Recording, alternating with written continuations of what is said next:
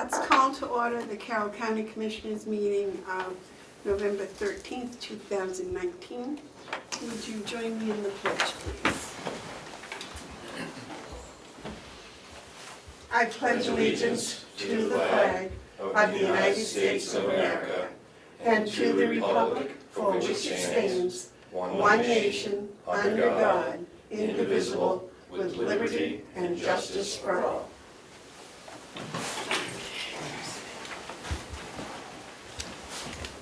Did you find those minutes, David? No.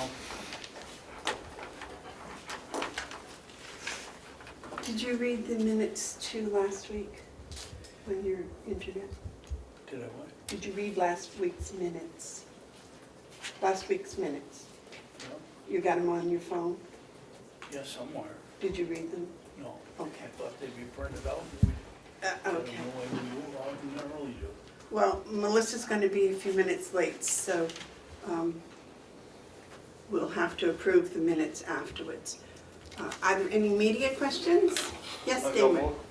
There was an inmate who had a story about him in today, and he made some sort of aspersions about the jail, about slime in the shower stall and the smell of, I think he said swamp gas or something like that, and just a bunch of stuff. I just didn't know if you guys had any response or wanted to respond to that story at all. May I go first? Sure. It was my turn a few weeks ago to go and inspect the jail.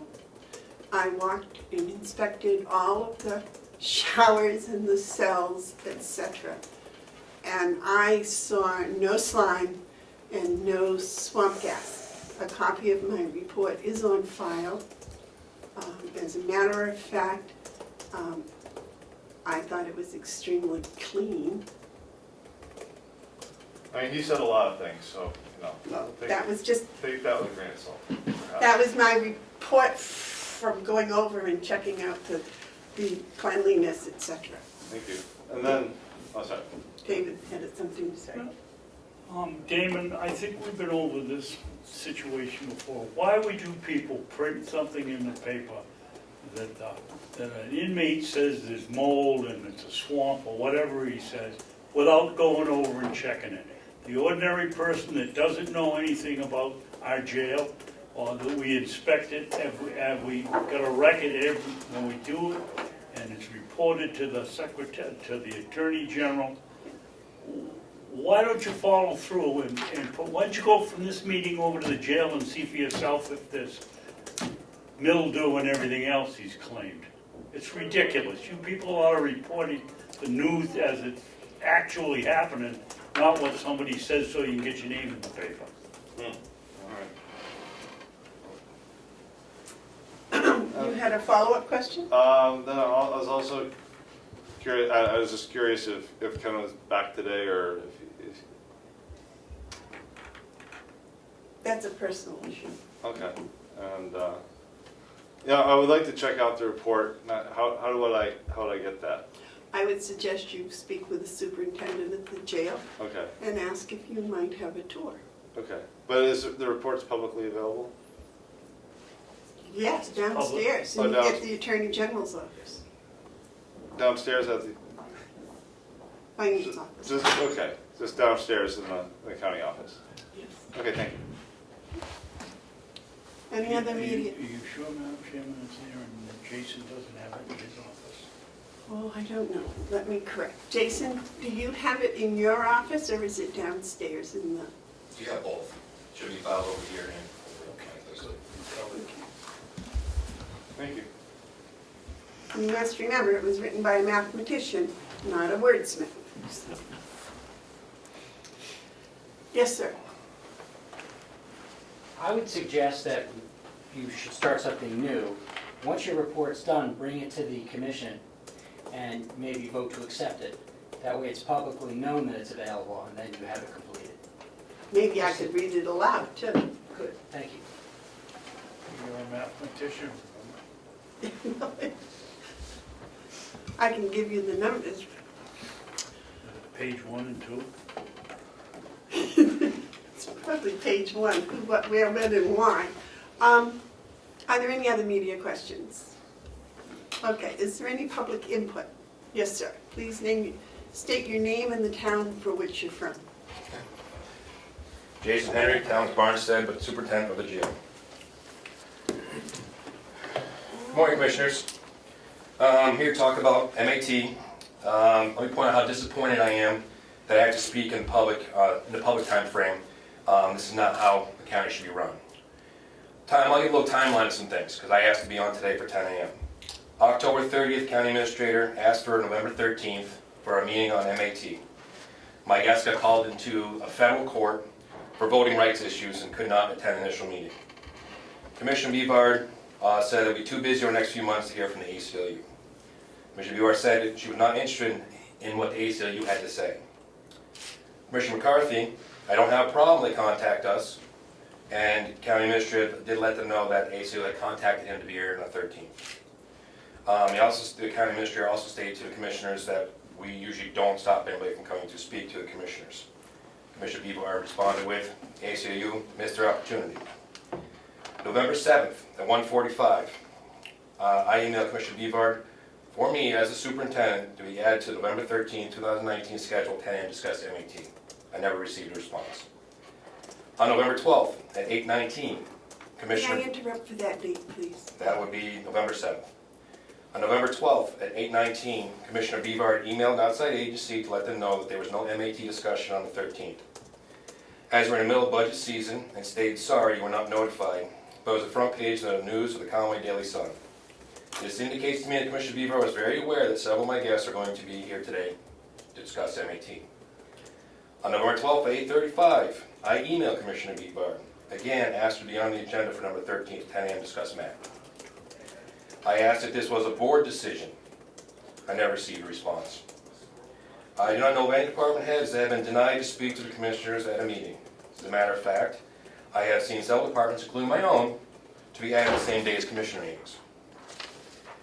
I checked the county website several times yesterday looking for the November 13th agenda and asked the business office, but it had not been posted yet or was not done, not sure.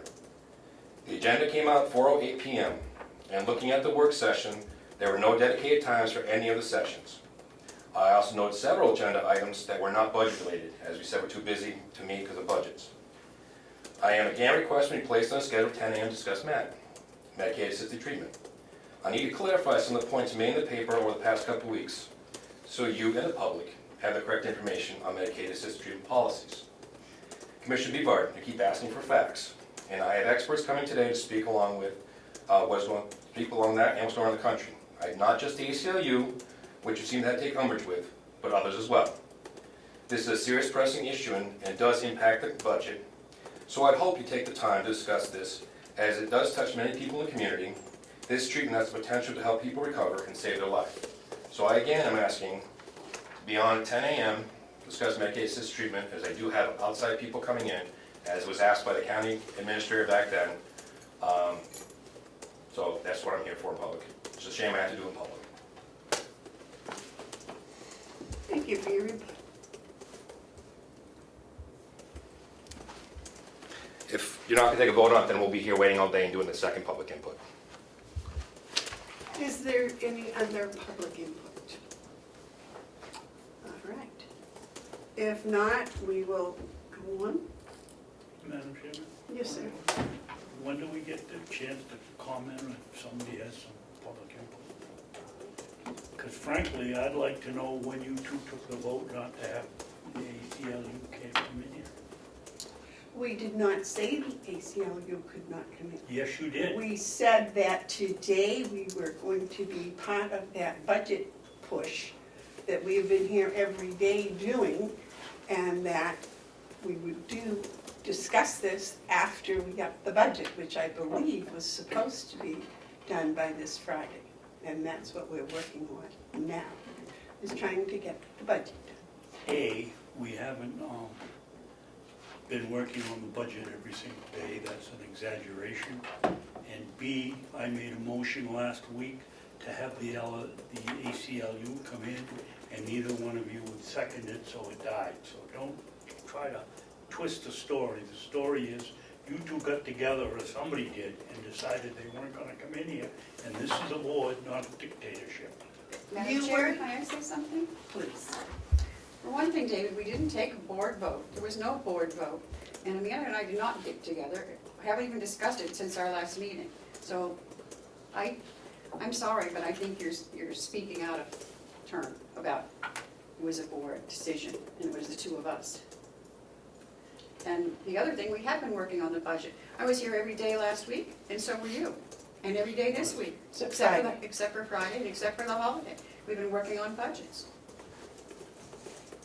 So I don't think that that's right to say that we're exaggerating about working on the budgets.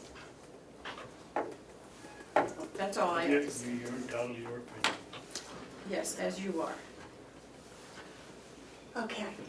The check manifest approval for the week ending November 8th, 2019 was $159,069.46. All right.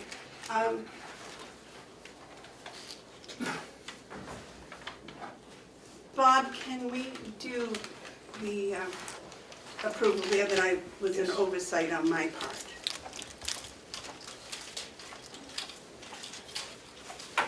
I apologize, doing the agenda is new, I haven't done it before, so this is a new. It's okay, this shouldn't take long. Thank you for taking the time Well, to see me. That's quite important. Last week, we opened bids for medical waste disposal, which is essentially just needles and common red bag waste for the nursing home and for the jail. We received 2 bids, one from Stericycle. Stericycle's bid was in the amount of $222.80 a month for an annual total of $2,673.60. We received another bid from a company out of Massachusetts called Med Waste Disposal. They gave us a bid for $170 a quarter, which is a total of just over, with math, it's just over $700 a month annually. I've reviewed the bids. I've gone back and asked a couple of questions of Med Waste Disposal to confirm that their price and pickup schedule, and that the bid conforms to the terms of the RFP that I sent out, and it does. So at this point, I'd like to recommend Med Waste Disposal out of North Pembroke, Massachusetts, to be the recipient of the award of the contract for Med Waste Disposal for $170 per quarter. Okay, do you have the paper for us to read? Yes. David? The motion that we award the medical waste contract to recycling, Med Waste Disposal. Med Waste Disposal of North Pembroke, Mass, That's your for paper. not to exceed $170 a quarter. You want to second that? I will second it. Is there any discussion? All those in favor say aye. Aye. Aye. Thank you. Any opposed? I don't see any place for a signature on this, so I'm just going to move forward. You can sign a copy if you want, just so I have it. Might not be a bad idea. Let me do that.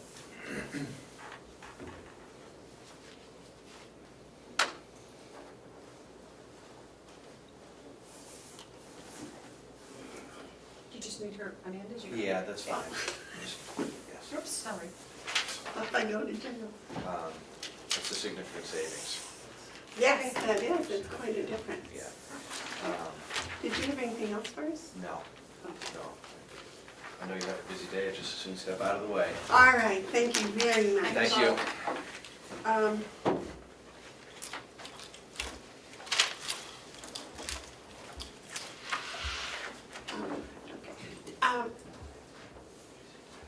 Sheriff, you didn't want anything? Okay. All right, the first thing on here is the assistants down in the finance office. And As you know, we had two people come in and spoke about their companies. And I thought we ought to come to some conclusion, and I believe that should be in public because it's a business, is that correct? I think so. Just don't libel either one of them.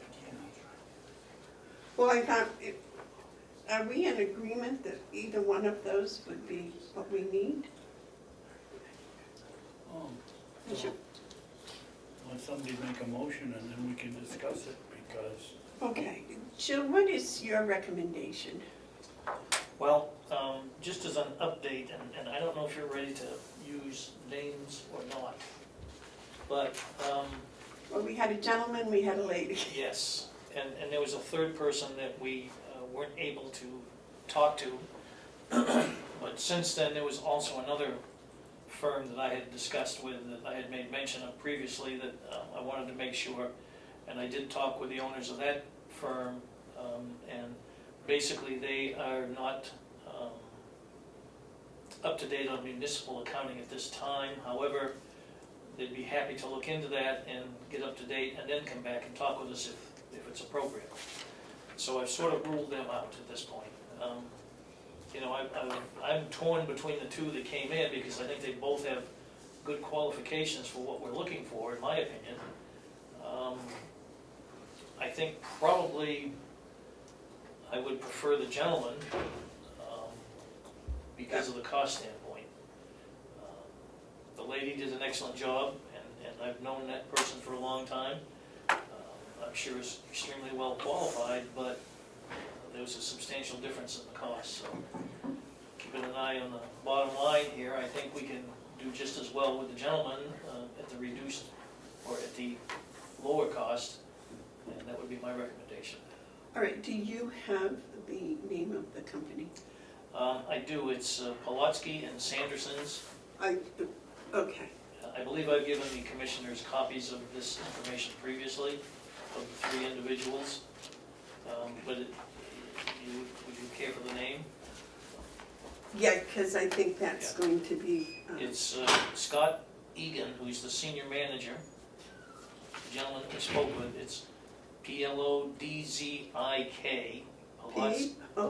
P-O, Plodzik, and Sanderson, PA, public accountant, in Concord, New Hampshire. And he came recommended by Mike Campo, who's the director of the firm. And Mike came to us recommended by our auditor, Cheryl Burke, from Alliance and the Neat. okay. You want to make a motion, or you want me to? no, I wanted to have a motion to begin, so we could have the discussion, but, so are we having the discussion without the motion? Because Well, no, I just asked if you wanted to make the motion or if you wanted me to. well, I'll make a motion that we don't hire either one of them.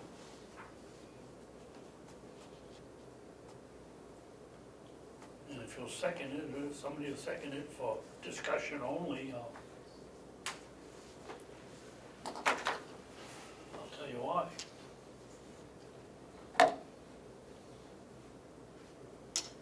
Okay, there's no second, so that motion fails. I make a motion that we hire Plodzik It's Scott Egan, from, Polotzak, and Sanderson. I may be mispronouncing that. of Concord, New Right. Hampshire, to, what was the activity that he quoted he was doing? He is going to come in and help us get our financial department assistance to bring things up to speed for him, help him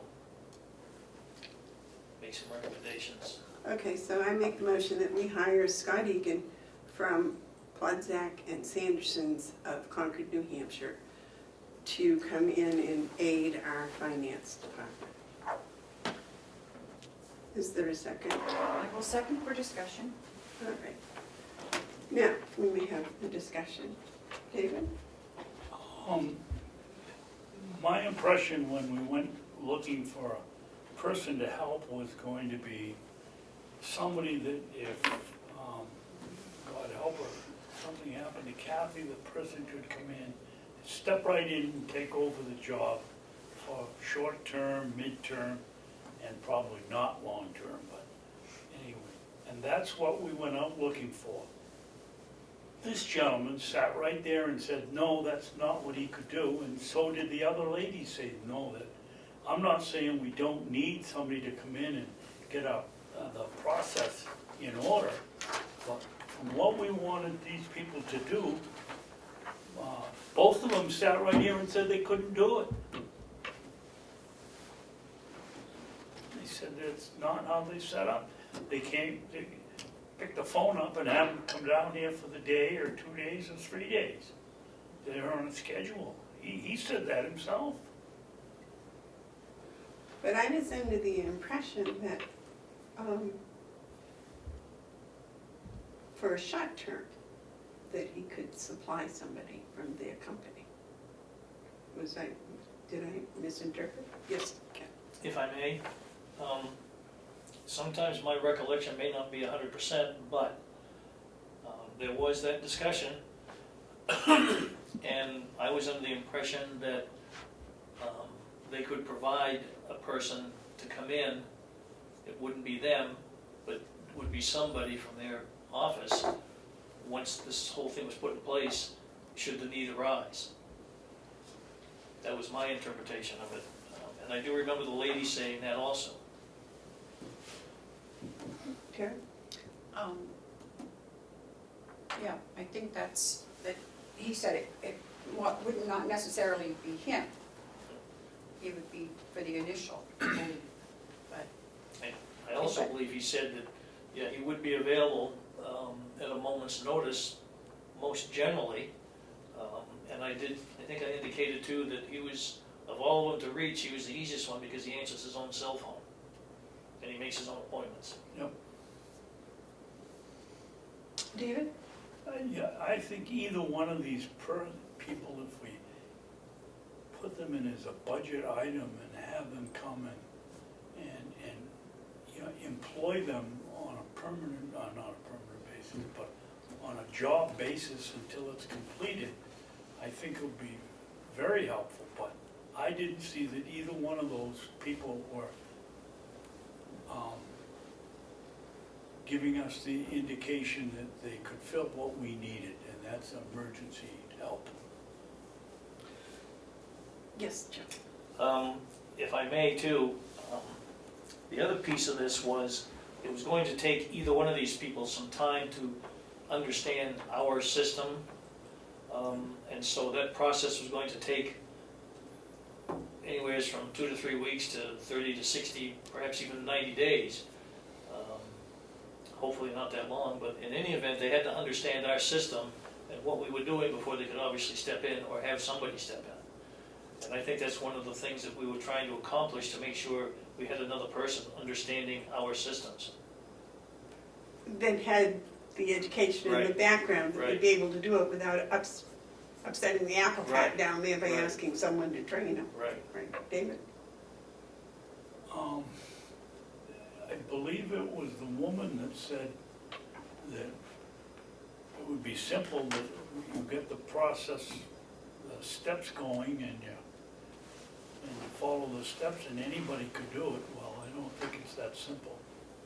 I'd like to see these people, one of these people hired as an individual to come in here and work with somebody that we have permanently employed here, that we know is gonna be here, and train them so that they could step in if something happens to Kathy.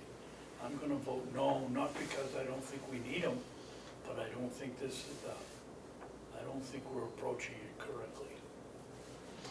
Well, one of the reasons I thought this was the correct approach was both of them spoke, especially this gentleman, about coming in and assessing the situation, finding out if there were any shortcuts that maybe were missed, but what would be necessary to replace, even temporary, somebody that had to be out. But I was under the impression that he personally wouldn't be coming, but he would be, once that was done and they understood the system, that he would have somebody in his office that would be up to speed to be able to come in and cover for us.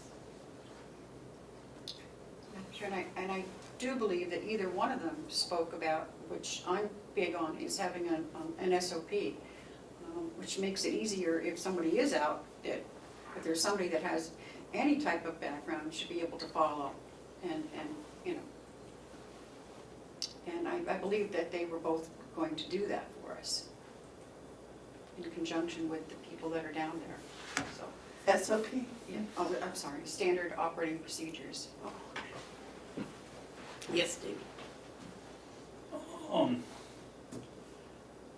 And let's go down the road a couple of years.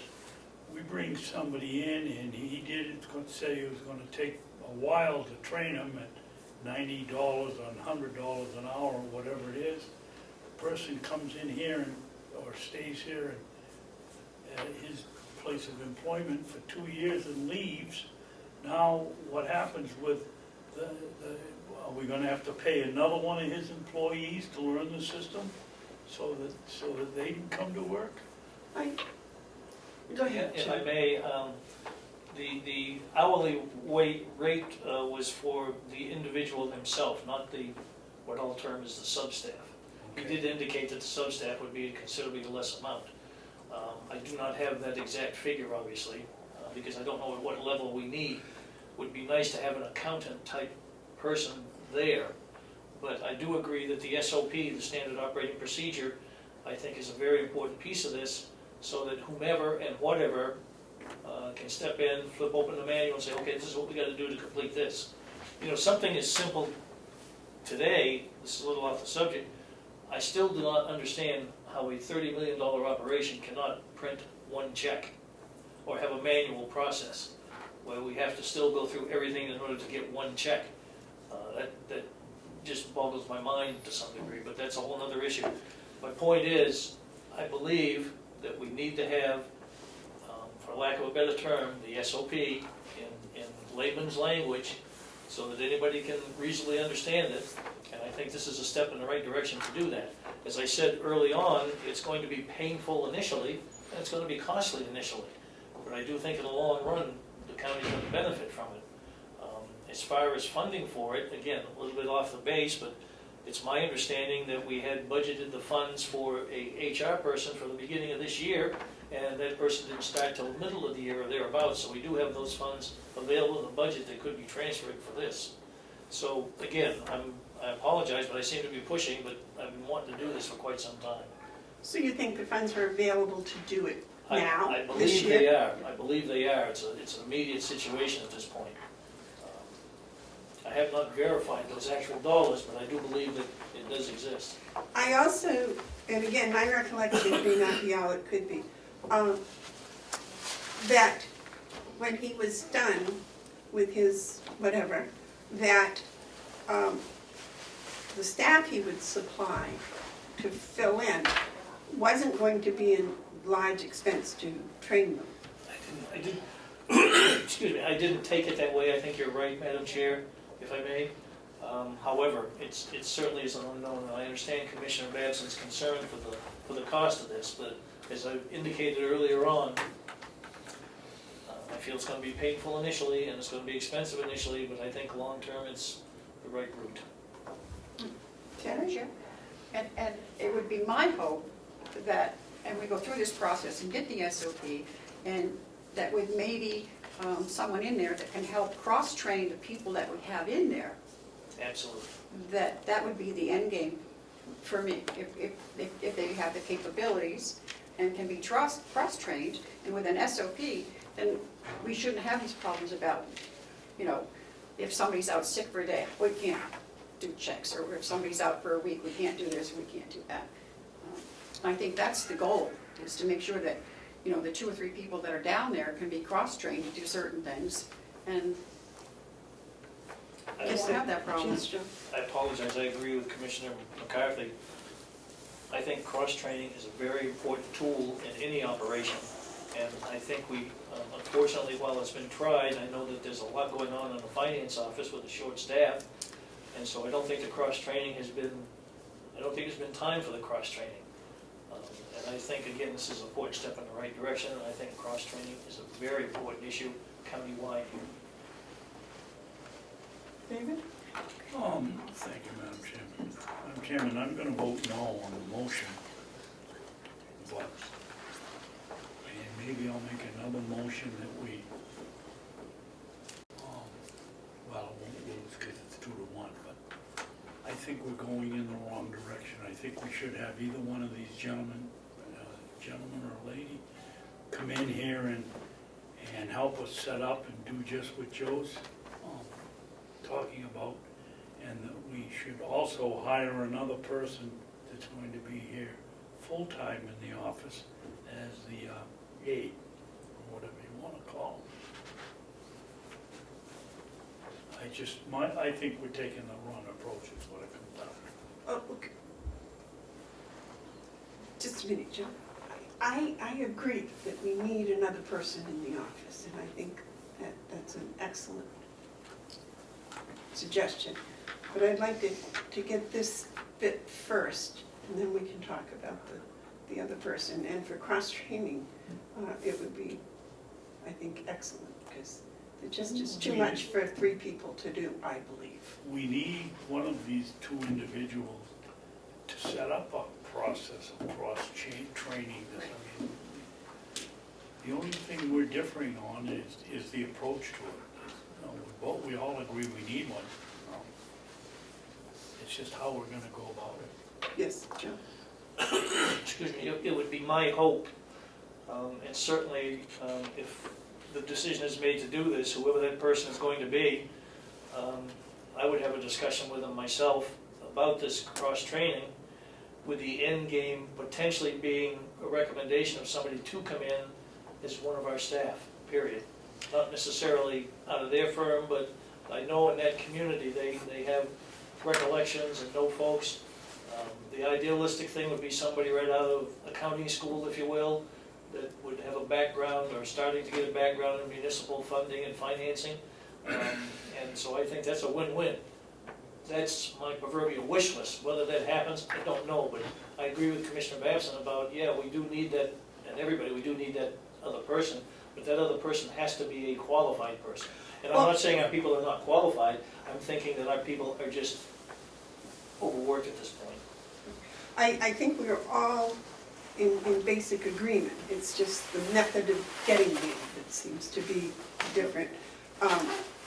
Is there any other discussion about hiring Scott Egan to come in and do the initial? Terry? I mean, maybe, I'm thinking that to satisfy Commissioner Babson, if we had Mr. Egan come back in and go over exactly what we wanted, you know, Well, I what think we're looking for. I think we're hiring him on a per hour basis. Okay. So I think if we wanted to add to what we had requested, he seemed Open? he had a lot of suggestions, but he kept coming back to what the main goal was, I thought. I thought he was very good at staying on the main goal. So I don't know, what do you think, Joe? Would he be open to additional work? I think that we need to make the decision, and once we've got him on board, if you will, we're going to discuss with him what we want to have happen. And I think all of these things that we've talked about should be incorporated into that. So while he's understanding our system, he's got that target in mind of all our goals. I don't think we just bring him in and turn him loose, is what I'm trying to say. No, but But I do think he's open to, well, because the motion said to hire him, to hire his firm, to aid in the finance department. That's all the motion said, was to aid in the finance department. So we can tweak what that aid involves, I would think. if I may, Madam Chair, Yes. under that umbrella of the finance tweak or assist in the finance department, that's where we can put the subtitles of what we want to accomplish. Yes. David? I think I may have a different approach to these things. I want to know what the person's going to do before we hire them, not after. And I think Terry had a really good idea, have him come back in here. And I distinctly remember him saying, this is not my job, this is not what I do. And if you're looking for someone to come in an emergency, and I'd like to get in here, clear it up before we hire anybody. We're not talking chicken feed on the cost of this thing. I agree with Terry, I think we ought to try, at least try first to see if he'll come back and talk to us. Yes, Joe. Yeah, I don't disagree with having him come back, but I view that as he comes back in, we negotiate the hiring, and this is what we want done, and he can do it, or he can't do it. If he says specifically he can't do it, then obviously that's not the person. My only point is, I want to move this forward, I don't want this to be delayed, another 2 or 3 or 4 weeks if possible. I'd like to get this moving. Because along with this plan, I've got a couple other things I'd like to share with the commissioners under a different heading. Okay, so now, the motion was made to hire Scott Egan from Podsick and Sanderson's of Concord, New Hampshire, to aid in the finance department. That was the motion. I would expect that we would determine what that aid would be. Is there any other comment? Terry?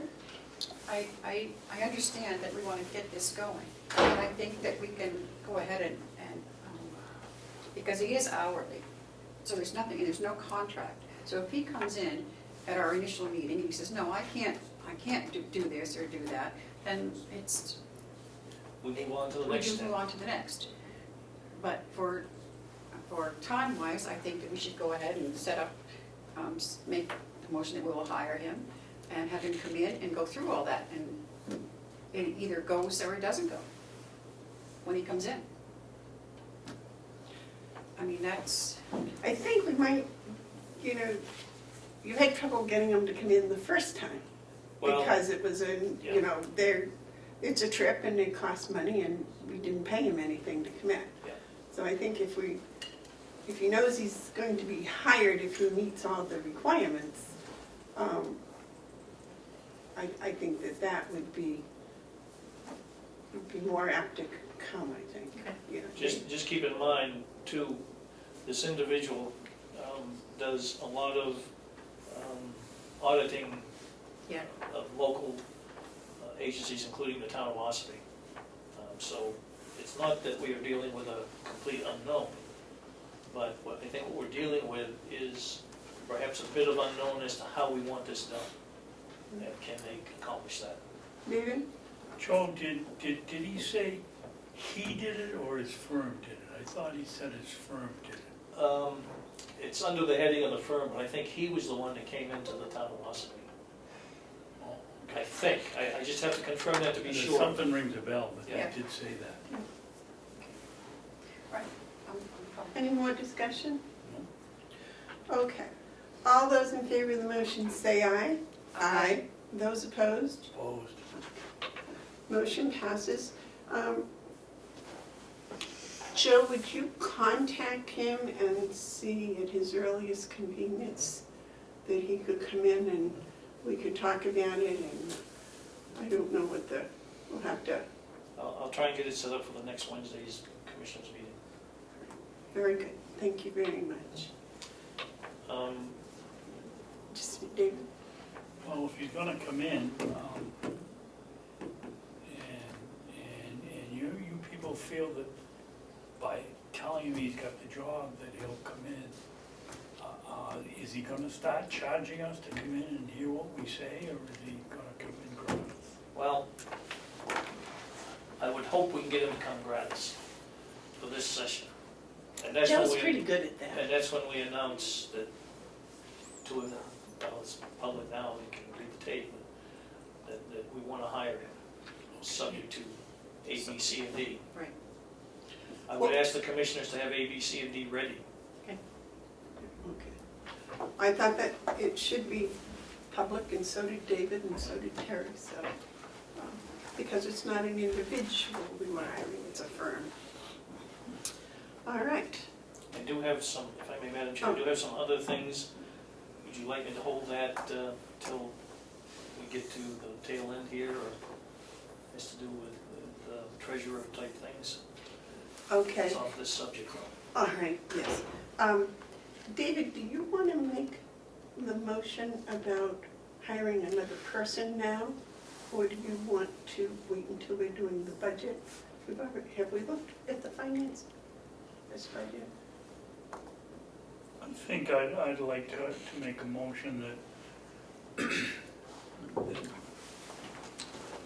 we've been given permission to hire an individual to help in the finance office, but the person must have a financial background. Madam Chair? I would go along with that if it also stated, if the consultant feels that we need an extra person, another person. We may not need another person, we just may need to have the ones that are there can make sure that they can do the job. Good point. Melissa, can you put that on my motion? To hire an individual with a finance background for the business office if the consultant agrees, Or feels the need, Or feels the need or Yeah. something? finds it necessary. finds it necessary. Does that Yes. work? Yep. Okay. So that was motion? Yep. That was a second? Second. Motion's been made and seconded. Is there any discussion? No. All those in favor say aye. Aye. Aye. Okay, thank you.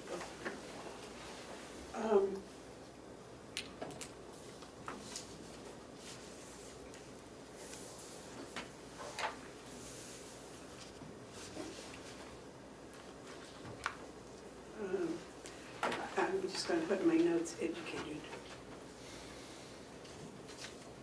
Okay. Joe, did you have, you were going to wait for the end? I think probably that's best for us. Okay. Howie, you are on. Last week, we opened some bids for Howie.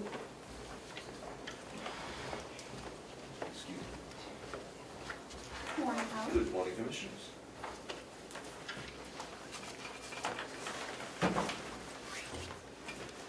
Just have a couple of things, which ones? I do guess wanna so, you got quite a pile there. Well, that's- I wanted to go Okay, through I it. have the scheduling software first. Okay, I have hard copies if you don't already have it. That probably might be advantageous. Because you actually have a couple of choices.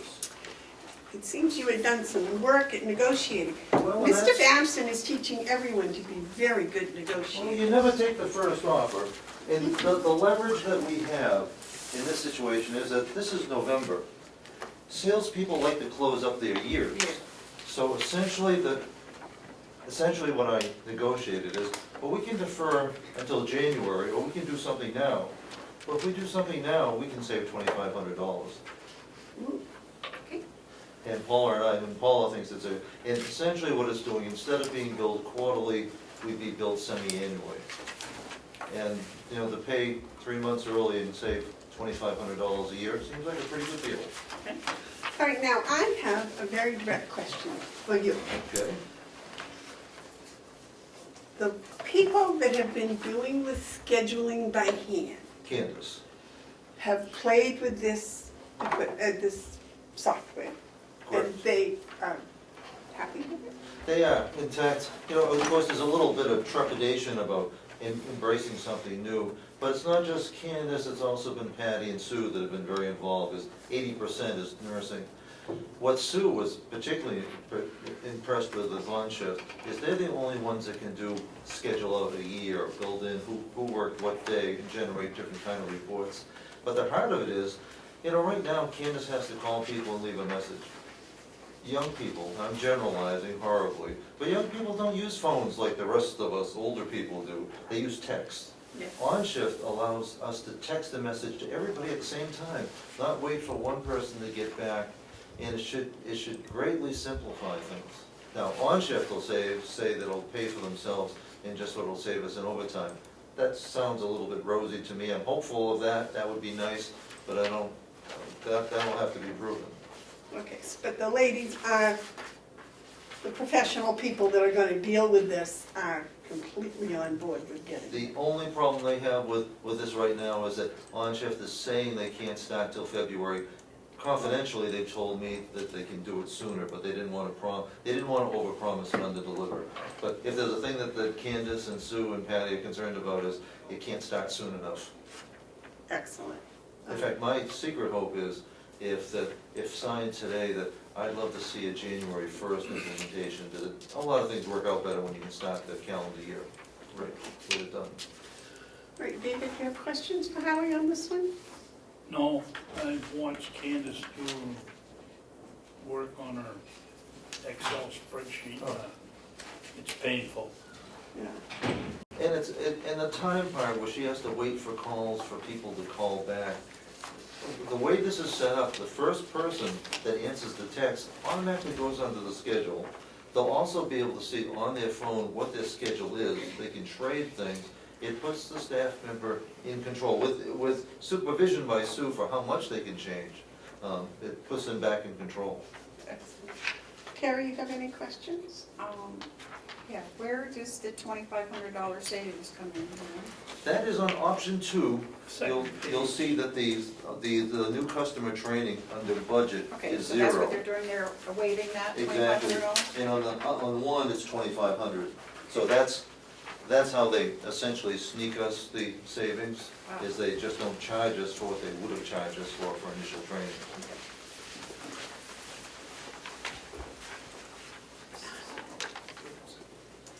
How often, it's, yeah. Those are kind of a Howie. Thank you very much, Cheryl. Howie, we're not gonna run into any problems with the union if worker X gets back 5 times in a row faster than anybody else and gets them the jobs. We're not gonna stop, and as the youngest worker, we're not gonna run into any problem with them. No, good question. Seniority or anything like that. Good question, but I have the collective bargaining agreement here, and seniority actually only has application for if there's a layoff and for the order of people coming back. There's nothing in our CBA that gives preference to seniority for first shot at hours or over. It's unusual. In the old days, unions always negotiated who could first get overtime, who could first get. It's not included in our collective bargaining agreement, except for restaffing after a layoff. Okay. And vacation. And vacation. Correct. I had to think for Well, that the one. vacation part is fuzzy. It's because it says vacation. It doesn't say the first week or the second week or all the weeks. And so we're working with the union now to see if we can't get clarification for what seniority for vacation means. Because we would like vacation for the newer, it means that if one person can take 5 weeks all at one time, and that leaves the new worker having to work here 20 years before they could even hope of getting a week off in July, we'd rather see it be first shot at the first week, or first shot at the first 2 weeks, and go around in a cycle. So this one, the bottom line is that this is going to cost us $1,195. How often? That is semi-annual. Well, no, that is the total recurring charges are $11.95. Your semi-annual invoice will be $7,170. This is about $14,000 a year. $14,340 to be Correct. exact. That's it. So it's not inexpensive, but it is well worth it. And we did budget for it. If people watched Candace, they would realize that this is one heck of a bargain. Well, and what we're hoping is that it's gonna lend to a more satisfied staff, less overtime, less incentive. And staff get really frustrated when they have to work at less than the optimum staffing. So we're hoping that this is gonna be appreciated by the staff as well. All right, so, you wanna make the motion, David? Pardon me? Did you wanna make the motion? Oh, I'm still working the numbers out. How much did you say it was gonna be, how many a year?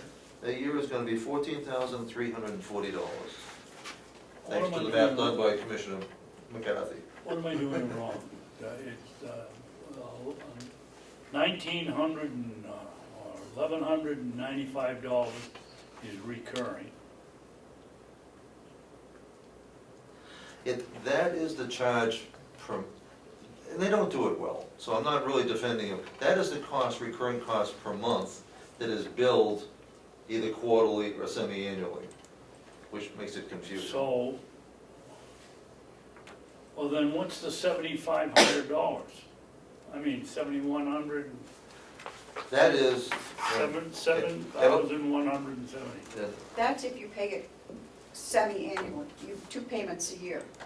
now, and because I'm not gonna trust my internal math, if we take 1195 times 6, it comes to 7170. Their math is correct. Yeah. So it is $1,195 per month, paid semi-annual, 6 months, equals that 7170. Okay. Which That's a equals, far cry from what I figured it was. which equals the 14,340 per year. Per year, Per year. correct. Or you can pay quarterly, if you don't get, there's no advantage either way. Well, there's a $2,500. Right, I mean, but yearly, Oh, correct. yeah. Any other questions, David? Not right this second. Any other questions? No. I'll make a motion to accept Option 2. option 2 for the, what is it called? On shift. On-shift program for the nursing home. You want a second that? Well, you can. I'll second that. All those in favor say How aye. about some discussion? Is there any more discussion? Yes. David? Howie, on the recurring fees, we're going to pay twice a year. What is in here that determines if we, for some reason, something happens and we cancel a contract, what's in here about getting our money back? There are 2 provisions. For cause, we can give them 30-day notice. But this is, and this is why we didn't get the final contract till yesterday. They were being really stubborn about recurring nature of contract, and I know none of us like to have auto renew. So they modified it reluctantly, so that we essentially have a no fault. Our renewal, after the first year, we only have a 6-month contract, from 6 month to 6 month. So we reduced it. But for cause, we can do it with 30 days. For no cause, essentially it's 6 months. So it's not bad. So if I understand you properly, we're paying 14,000 something up front for the first year. No, we're only paying semi-annual, we'd be paying $7,100. Okay, if something goes amiss, we don't get that back. Oh, we do, for cause, we get that back. That's the amount of money we paid would only be for the length of services that we had, based on $11.95 per month. So if we cancel for cause because they didn't deliver what they said after 3 months, we would get half of that back.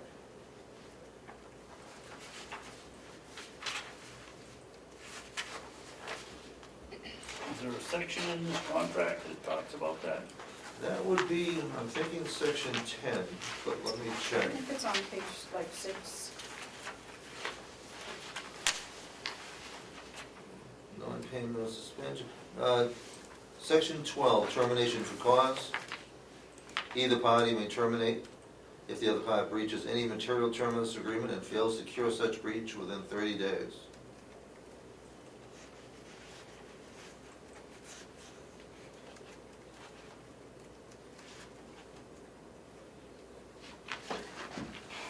it say what an order form is? Why, The order form is the top sheet. That option number 2 and option number 1 is the order form.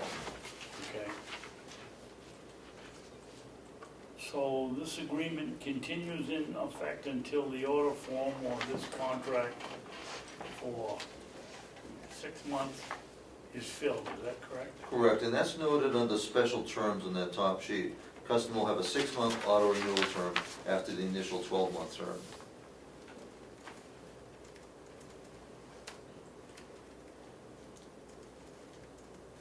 No, the truth is, at any time after the initial term, for no cause at all, we can just give a contingency cancellation. That's actually what Bob and I sometimes do routinely, just to keep your option open.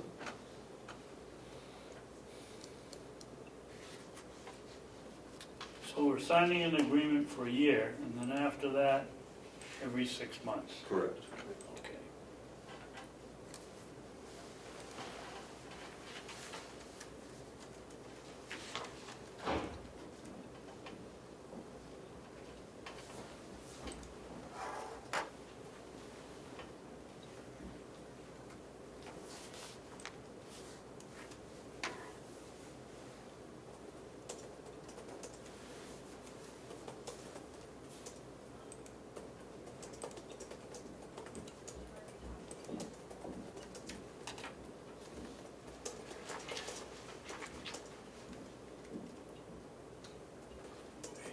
Chairman, I'm all set.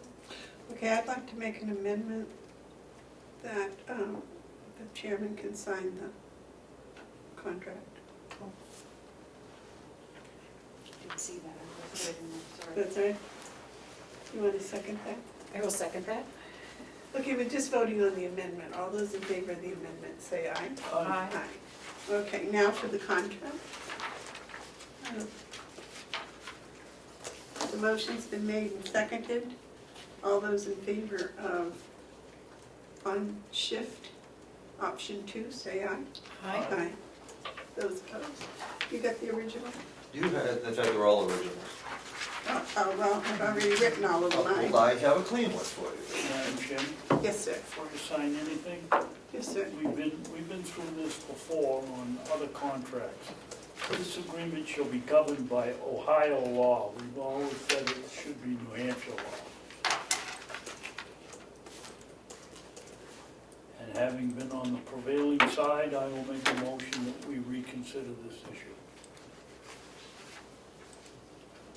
Where does it say Ohio? Says it on the last page of the contract under general. This agreement shall be governed by Ohio law and controlling United States federal law.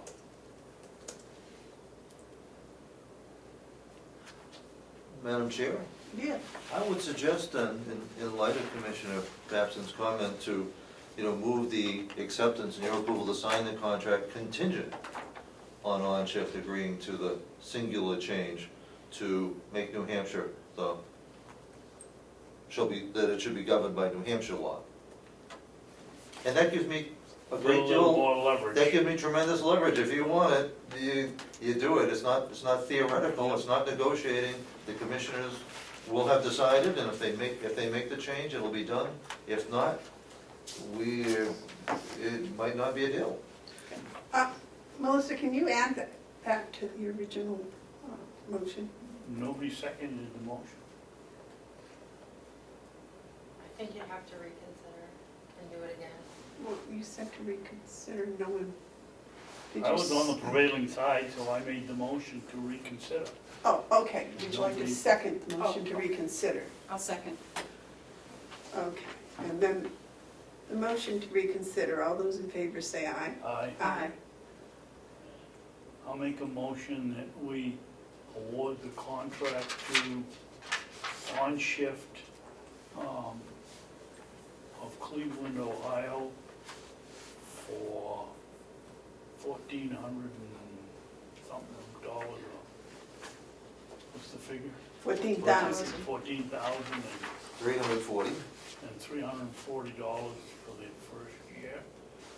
And this would be contingent on them agreeing to change under 21 general, that it be governed by New Hampshire law, not Ohio law. And include the authorization for the chair to sign on the board's behalf. And the chair to sign the bill. Sign At that the time. contract. After the agreement, after we receive it, they agree to operate under our state law. Question? Yeah.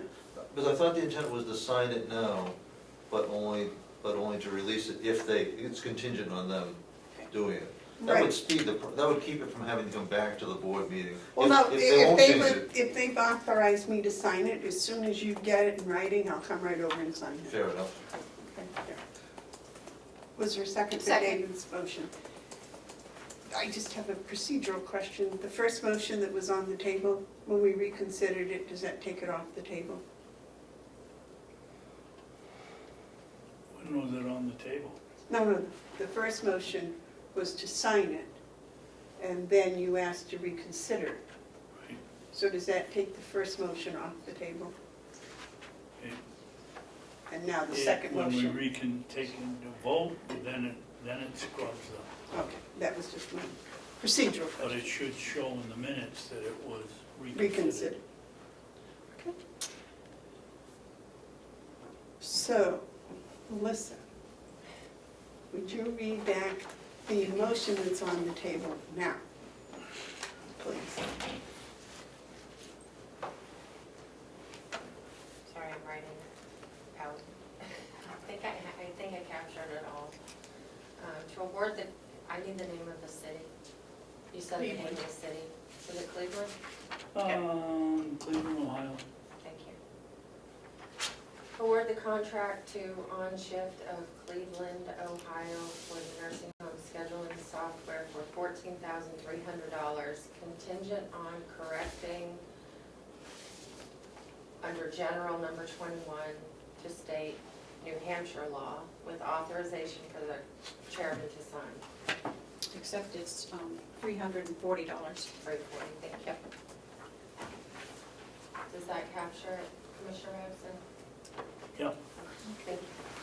All those in favor say aye. Aye. Those opposed? So as soon as you get that, give me a Fair enough. buzz and I'll be Well, right thank you, there. Commissioner, and the staff will thank you as well. Okay.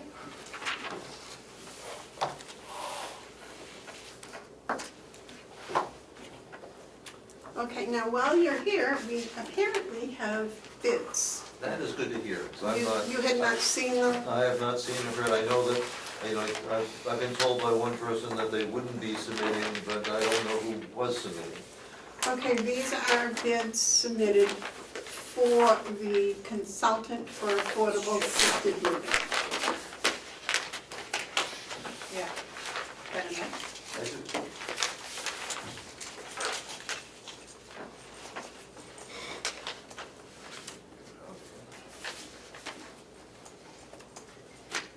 David needs one too. I'll use it after you. Terry. Yep. Isn't the little cutter thing right there in the top shelf? It just slide over, I think right in the top drawer. There's a little cutter, letter opener or Oh, something. yeah, I know what you're talking about. You mentioned it? Yes, Thank you. By that, you did. Do you need a knife, Terry? No, we got all set. All set. Thank you. So here is the original, why don't you keep that? keep that ready for you.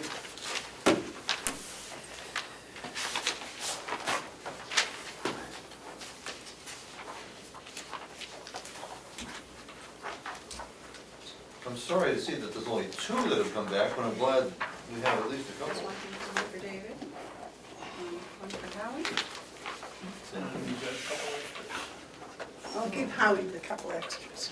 Okay. We gotta save one for Oops, the business office, right? yes. And then Oh, no, this is a repeat, sorry.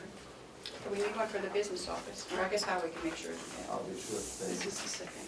So they are new people to me, okay. Did I give you one of these? And you each got one of these, so there's two extras here. Two. You want one, Joe? Go to the business office is fine. Okay, just the two extras, huh? Okay.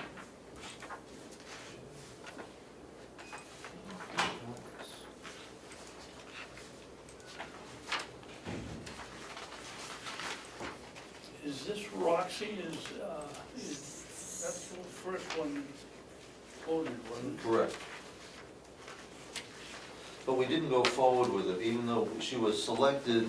We didn't like the way The she. focus was just not, at that time, she was focused very heavily on pursuing grants Yeah. rather than, but now the focus is very narrow, so I hope that she has responded to it in kind.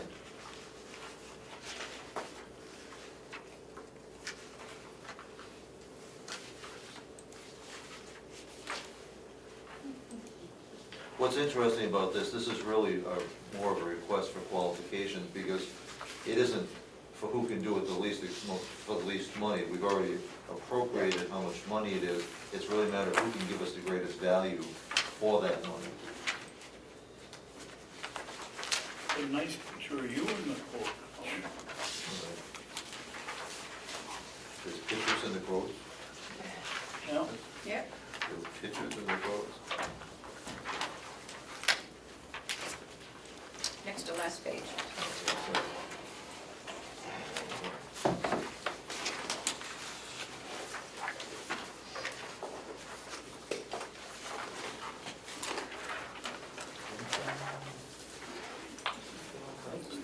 quickly going through this, does anybody see where she says what she's gonna do?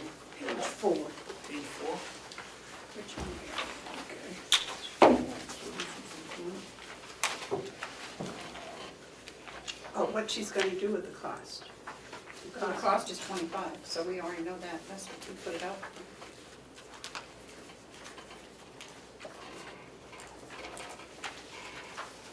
I think that's.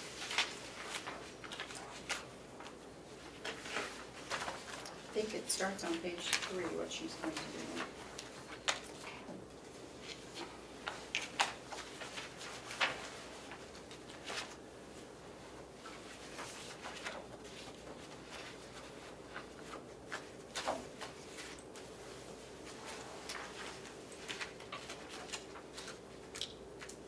We were pretty specific in what we were expecting, so that's, Okay, so did you get a bid, David? Yes. Okay, what would that be?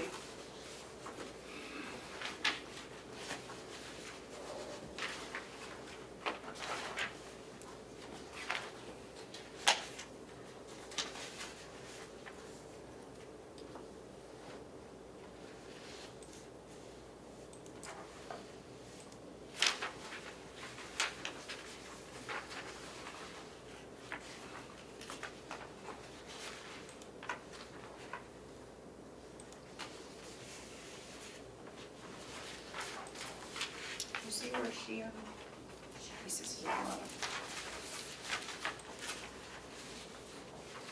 does she have a time schedule? Right, Madam Chairman? Yeah, what was her bid?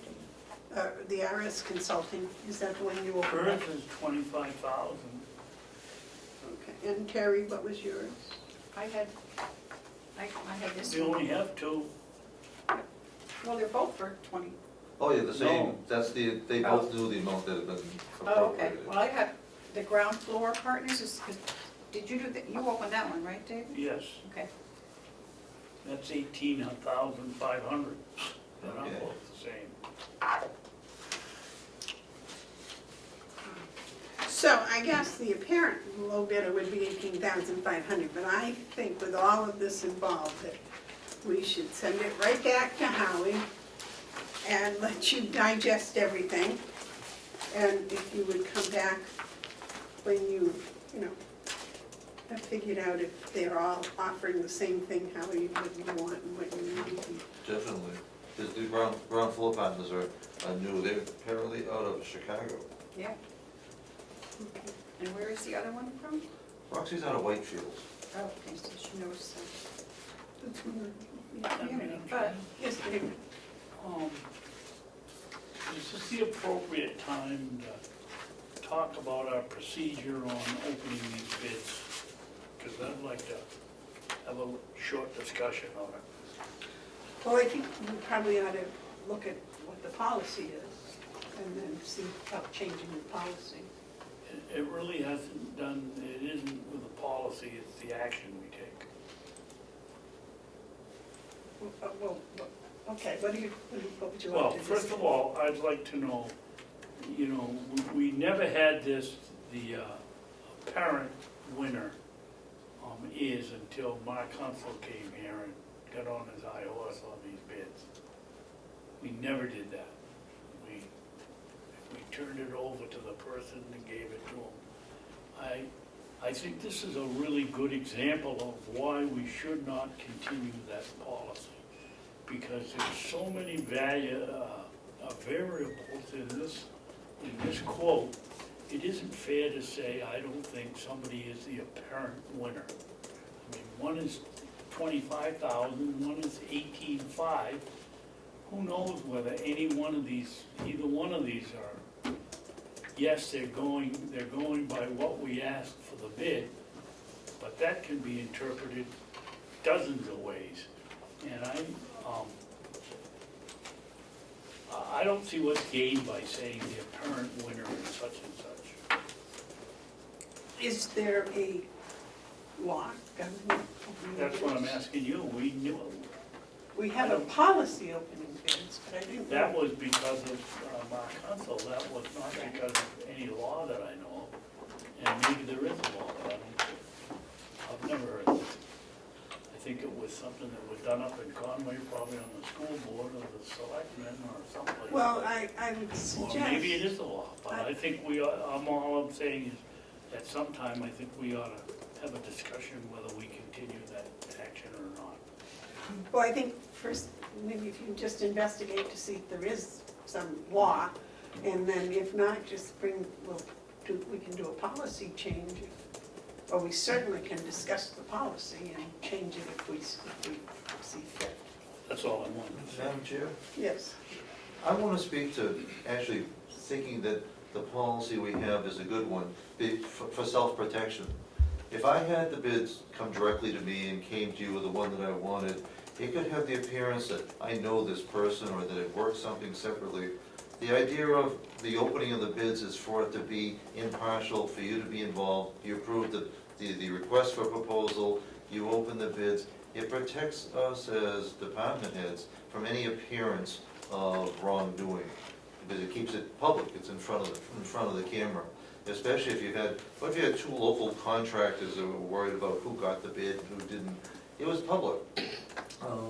And people might not agree. Now you're sending it back to me to take into account, well, how do each of these people compare to the bid document that we put out? Are they giving us a good price but not doing the work? Or are they giving us another price and doing something that we don't even need done? Then I'll come back to you with a side-by-side recommendation, not unlike what I did with I put together a spreadsheet for you for the scheduling software. So you can see that we had 3 very different bids. We didn't go with the cheapest and we didn't go with the most expensive. And we went with the one that best suited our needs. And I'll do the same with this. But for me, and I think I can speak for other department heads, it's good not to be under any kind of suspicion of whether any kind of arrangement was ever made. And I think that's why many municipalities go with public bids. David? Well, I'm thinking that we open them up here, so it's pretty obvious that they haven't been tampered with by the time we get them. But now it goes over to you for 2 new windows in the smoking room or whatever. And your brother-in-law is quoting one and Joe Schmo is quoting the other.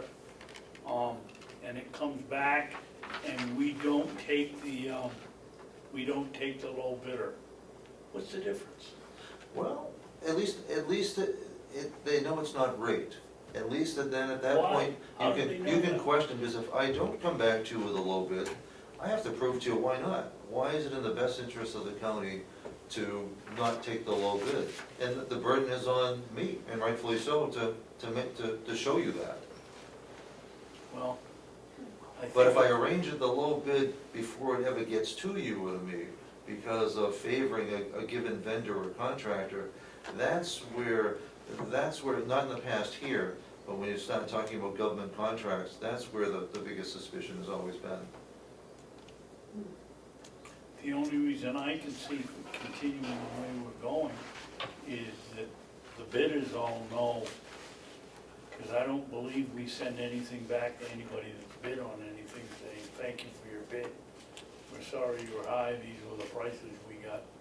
Well, I notify the unsuccessful bidders. Oh, you I did? think, Yeah. I think. Okay. they Out of always respect, I mean, they Yeah, submitted right. all the work, Exactly. I thank them for having submitted, but the commission is on this date, chose another provider. Okay. Well, we'll leave that for you to digest, and We'll do that. we'll digest what, I'm sorry, have you looked at this one? no, I just got it All today. right, I know, but I mean, have you read the front page? No? Oh, we No, just we got, just got them. I know, well, I just read it, I'm sorry. But we'll do that this week. They And then, seem, they seem to have already done a lot of homework. Well, I mean, it's amazing, thanks to this computer age, I the amount know. of information you can get from wherever you are in the world. Yeah. They even mentioned the Conway Daily Sun. Well, it's on the internet. yeah, it is. Okay. Madam Chair, if you will so allow, I'd like to excuse myself and then come back for the, I think I'm on later for the revenue projections. Oh, okay. I think, Or if you need me for anything else in between. I don't think we can do those aren't ready yet. Oh, they're not, you're not doing them. Well, Well, we're ready for you. really? Oh, yeah, we submitted them with the expense part. We did the whole thing all at the same time. Okay. So- Okay, that would, I was told that they weren't ready, but if you're ready, then that's wonderful. I'll leave and bring back copies. Good. Okay, would you like a time?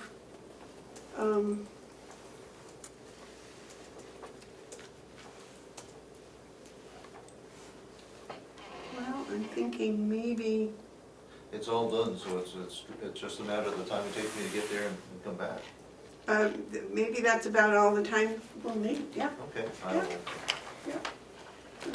And HR said that she was going to take care of your non-union, your non-public for you today. Oh, sure, okay, which I think is a great way. Bonnie's been wonderful to work with, so Okay, if you don't need me for that'll be okay as well. all right, but if you have the revenue, that would be, Well, let me go get Wonderful. those figures for you. all right. How is this then? That is, Is your yeah. packet from last week? Yeah, it was all part of the original package. Do you want to make copies of that? That's, Save me if you on- like, I can make copies right from the one that I submitted before. I apologize, I did not bring that in. No, but fortunately, Melissa has it. Okay, very good, thank you. I'll be right back.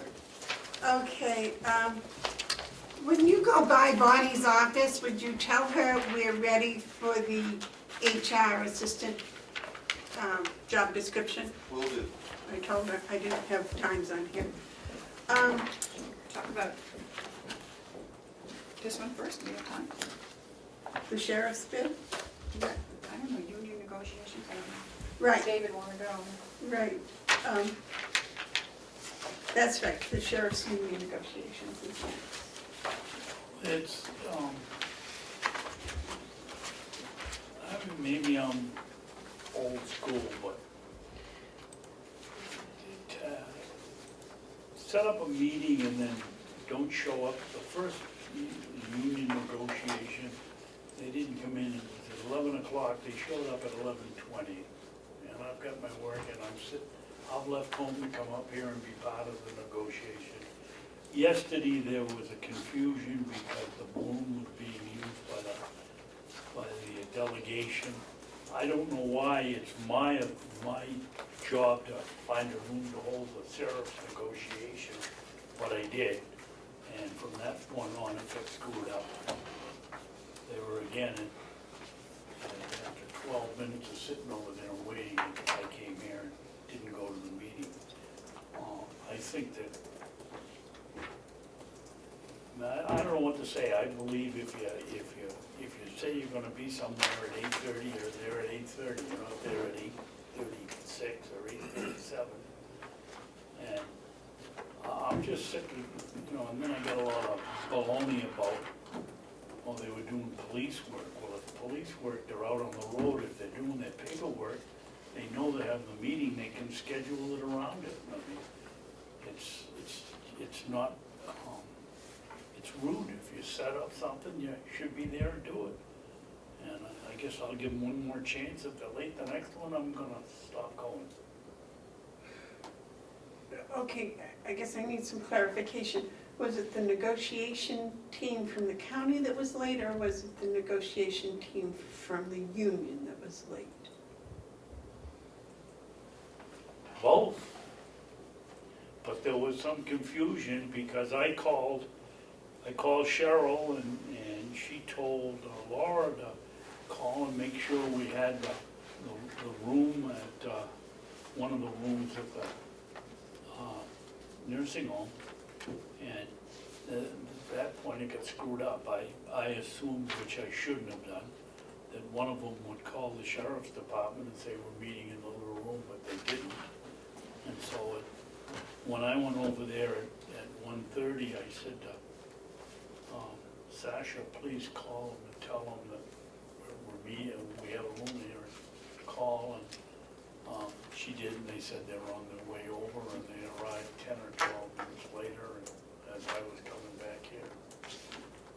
But that was a mix-up. The other one, there was no excuse as far as I'm concerned. I see it every day. We have a time to start a meeting and somebody's always late. There's no heavy snowstorm, there's no... Anyway, I'll give it another chance, but if you're late again, I'm not gonna do it. Madam Chair, Yes, ma'am. Commissioner Babson, at least you get notified of the meetings. I've never been notified for the jail, and I was told that they're all done. Oh, well, And there's not much I can do about it. So if I'd like to meet the union people, I will be set up so I can at least say that I saw them. Right there. So So nice and warm in here. anyway, you're one step ahead of me. I'll cool down a little bit, I'll give them another chance. If you're late, Are they aware of the fact that they were late and Okay. that's not acceptable? I think I made it pretty clear when they didn't know. Okay, gotcha.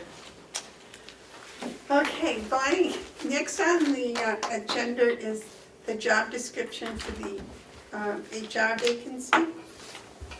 Yes, this is a draft. I worked on this draft yesterday in collaboration with Howie, Patty Kane, and Sue Doyer.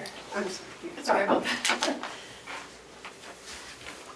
So, and in previous discussions that I had had with Ken, Kathy, and other individuals, Paula Coates, the position really requires someone with more of a documented and demonstrated background in human resources so that they are able to perform the functions of the job.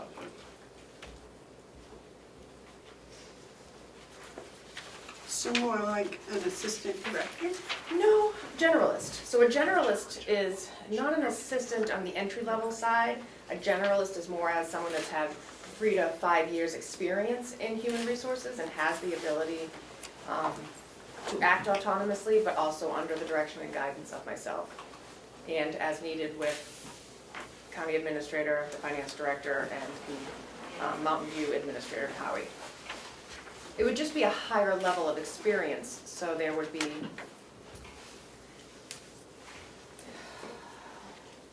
how do I word this? Just so that the person will be able to support the role with the documented experience of having a background in human resources and business.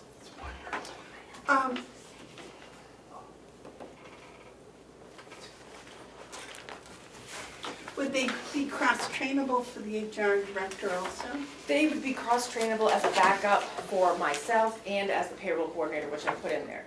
So if, for instance, I was hit by the proverbial bus they would be able to at least be able to step in and assist and not leave the county high and dry.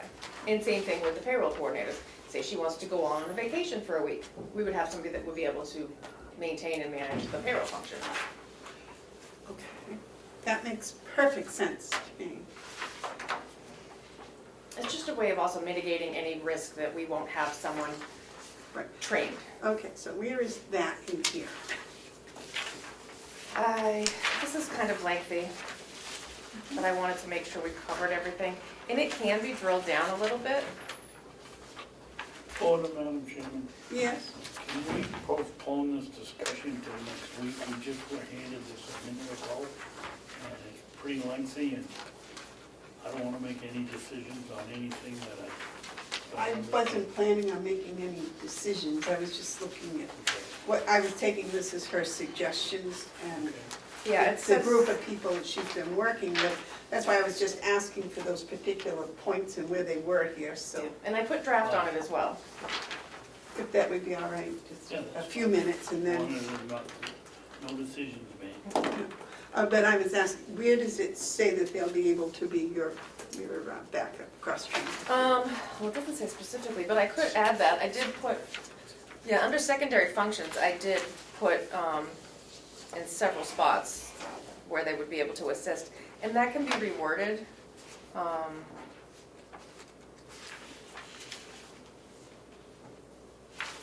Again, I was working on this quite late. I know I put it in here that they would have the ability to back up the payroll. Oh.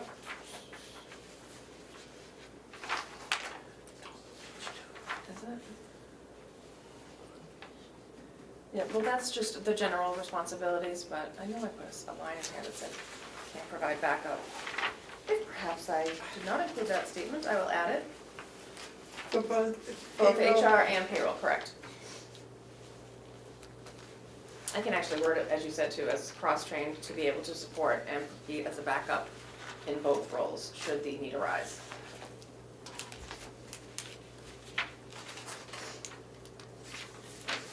Well, I think from now on, every time we do a hire, we're gonna do some sort of a cross-training part in there. Absolutely. Just because it's never been done, and we all agree that everybody needs to be cross-trained somewhere. Correct. Right.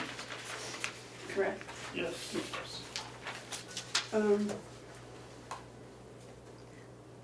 I would also like to suggest the ability to have a panel, sort of a search committee panel, as I've done in the past, where we would have a representative, Howie, myself, someone from finance, and also possibly a fourth or fifth person to serve on the committee, so that we're getting an equitable opinion, perception, and interview process. So it's not just one or two people maybe. So who would you suggest be on the committee? It would depend also on availability. I would discuss it with Howie to just, to determine who else we might want on the panel. There could be 2 people from MVC and 2 people from here, the business office. It's open, it was just an idea that I was discussing with them yesterday. Well, I'm It's what we've thinking, used traditionally, and it's been very That's what I effective. thought, that's what I thought. And it's not a democracy. In a situation like this, the input would be valuable, but the decision would be wise. I mean, it's healthy to get that. Correct, but we would all have our collective, questions, answers, ratings. the decision would be ours. Correct. And I would deliver these with, as I do with all of them, to you to review. So your suggestion for your hiring committee would be, 2 Howie? representatives, well, Howie definitely, and another representative from MVC, myself, and a person in either the finance or business office. Or one of you, unless you wanted to jump on the panel. I don't see a need for somebody from the finance office to be involved. Oh, okay. I would think the HR payroll coordinator coordinator, would be that might be the possible person. too. That'd be would great. Because it's gonna be a backup for the Exactly. HR coordinator. And she'll know the key payroll questions to inquire. So we make Howie and Ruby. Madam Chairman, I thought you just said we were not making any No, decisions. we're not gonna make any Yeah, I'm gonna decisions. do drafts. These are suggestions. I put in here, see down here, I got suggestions for the committee, just Okay. suggestions. And I can revise and include And those. I was wondering about maybe someone from the jail. There's a person over there that's doing Oh, some Sherry. HR work. Yeah, I'm gonna meet with her soon to go over what she's doing. That might be a good idea too. Anyone else have any suggestions? Who might want to be on the committee? Howie, what would you think of Paula? Would she be Paula would be interested? a good one. I think so, because of what she oversees and, She works closely and does that, which would be better than some department heads. Yeah. Paula would be more independent. I haven't had a chance to ask her, because she's, That would- out, she- but she I would was- be- She would be a good choice, and I would support that wholeheartedly. okay. Those were the things I personally was interested in, that they would be able to back up the HR coordinator, and they would be able to back up the HR director. What did I say? You said HR coordinator. Mine's off. I thought mine was. Payroll coordinator and Yeah. HR director, I'm Alright, I sorry. can't figure it out. You know, with Joe's, it'd be a whistle. I know. Not anymore. Not me? No. Okay, are there any other things that you would like to see on the job description, either of you? I'm gonna read it and then, yeah. Anything off the And you top? can email me, visit me, and we can sit down and go over anything that you think that we should add, delete, amend. I did. It is awfully long. It is, and again, this can be drilled down, I was just trying to really cover all facets of the job and the potential of the job. Didn't you have an HR generalist before? Yes, it was, Debbie Nolan. Deb Newell. Oh, that's right. That was 2 years ago, I believe. If I look through the history, I think that was At least. like 2016? She left in 60. Right, okay, yeah. So there is some sort of a description from her work. I can look at that, I can look that up. This was me taking a little bit of the former HR assistant role and sort of expanding it a little bit for someone that had more of a breadth of knowledge, someone that has an HR background, someone that has possibly worked with payroll, has the business skills. So there's hopefully less of a learning curve and then onboarding. So once we do find someone, they can jump right in like I did. Any other questions for Bonnie? No. All right. Will, Bonnie, did you have anything else for us until non-public, right? I'm good. Thank you. Thank you.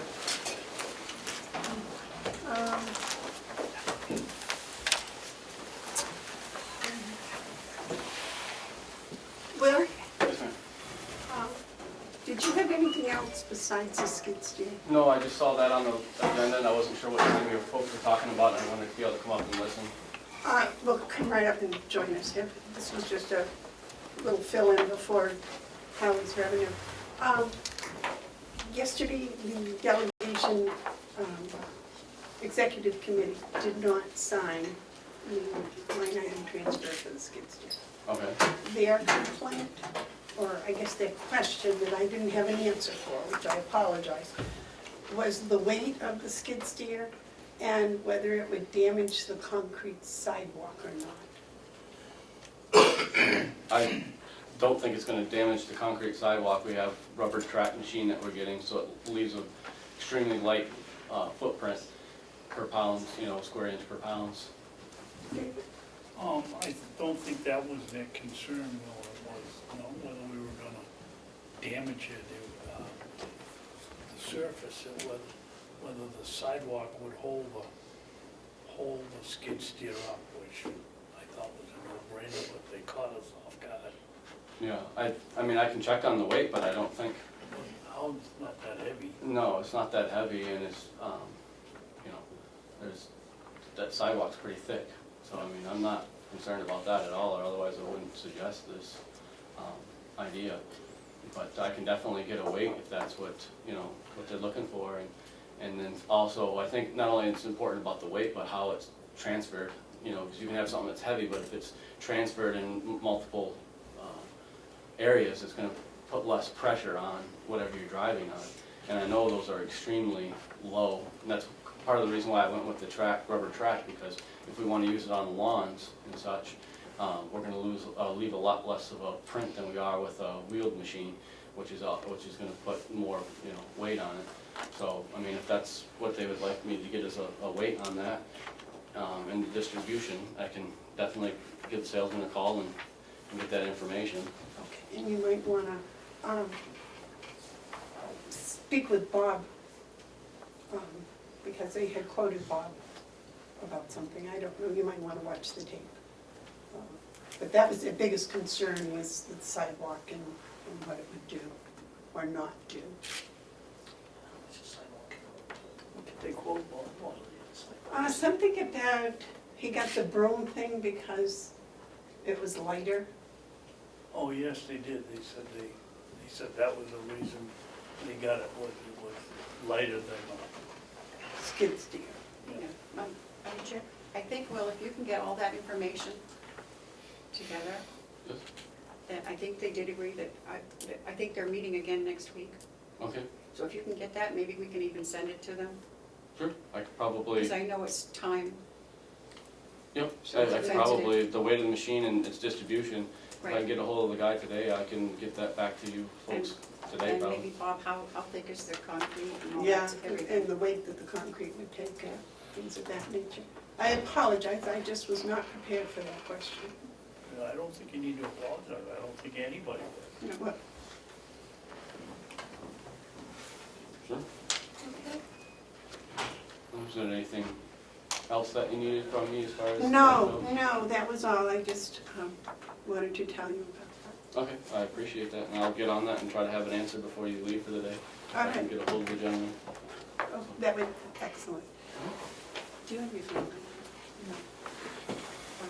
I don't. I just need to text. That's all. Okay, Howie, you and your budget are here. Well, the revenue part is actually the most straightforward part. We've already looked at the expense part.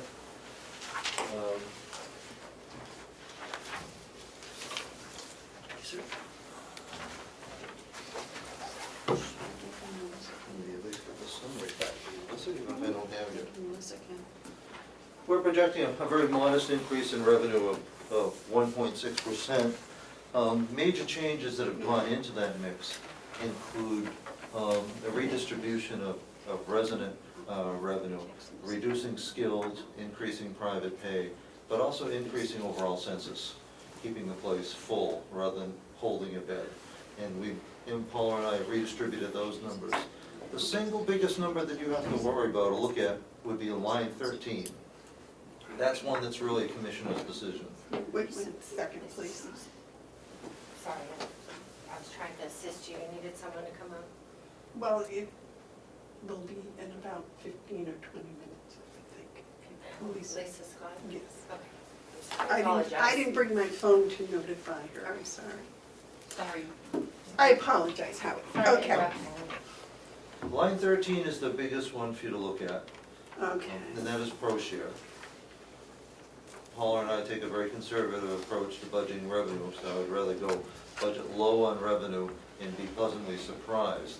The fact of the matter is, while we've received assurances from Department of Health and Human Services, Jeff Myers, the commissioner, his last day is also December 4th, and he's leaving. Oh, And Henry Lipman he's assured us that we'll get at least as much as we did last year, but can't really tell us how. We don't know why we got an increase last year. So Paula and I have budgeted an increase of $200,000 from last year's budget, which we think is eminently achievable.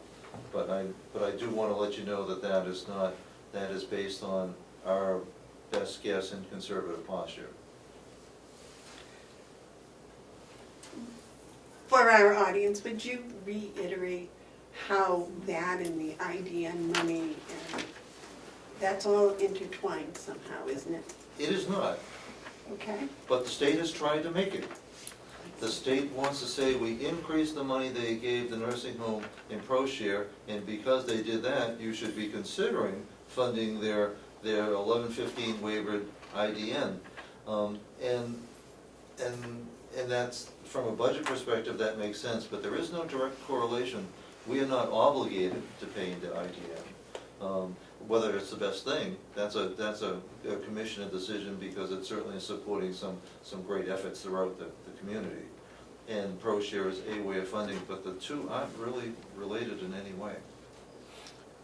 Okay, so if your pro share goes up, we're not expected to contribute more to the IDN? No, ProShare becomes the funds of the county. And unless you agree to, as commissioners, and perhaps with other counties, to a fixed share, but that's completely separate from ProShare. ProShare comes with no strings, unless you index it on your own. And that's something the commissioner, and that's actually a federal requirement. That's why you had to get the money and then actually write a check, is it's county money. They can't take it ahead of time. They can't reduce our ProShare to fund the IDN. It has to come from each county to do that. So if we were to keep the whole pro share and not fund the IDN at all, that's legal? Perfectly legal and acceptable. I see. That's a commission, that's a county by county choice. I see. Now, the advantage of the state, and putting on my hat, trying to look for the human service side, the benefit to the community is that if you do fund from whatever source, IDNs, that money is, as my understanding, matched again by the federal government. So it brings more money into the human and health services system that benefits these organizations. So it could be the best investment that you could make. But is that still guaranteed with Mr. Myers not being here? I believe the match part would be guaranteed. How much the ProShare would be, the ProShare ostensibly is the difference that are paid to just county nursing homes, that being the difference between what it costs us and what we charge and what it costs. Our Medicaid reimbursement rate is essentially 50% of what the actual private costs are. And ProShare in some way is designed to help make up that difference. How that is exactly formulated and why there's such variation from year to year and why there are some ProShare A counties, 3, that receive disproportionately more has never been clearly defined. It has seen over the last 2 years a significantly greater amount of money brought into the healthcare system for all counties, but there are 3 counties that benefited like 3 times more than we have per bed. But Paula and I have been conservative in what we estimated for that. And we wouldn't recommend that you make the budget look good by overestimating revenues. Okay. And we, They've done that in the past, right? It hasn't worked very well. it keeps everybody happy for a day, and then you spend the rest of the year trying to explain away why something hasn't happened. Okay. That's before you have your supplemental budget. Yeah. That's what happened. I know. It was not, and I'll editorially, I say, that was not the commissioner's budget that was approved. That revenue was not enhanced by the commissioners that year took a reasonably conservative stance. Okay.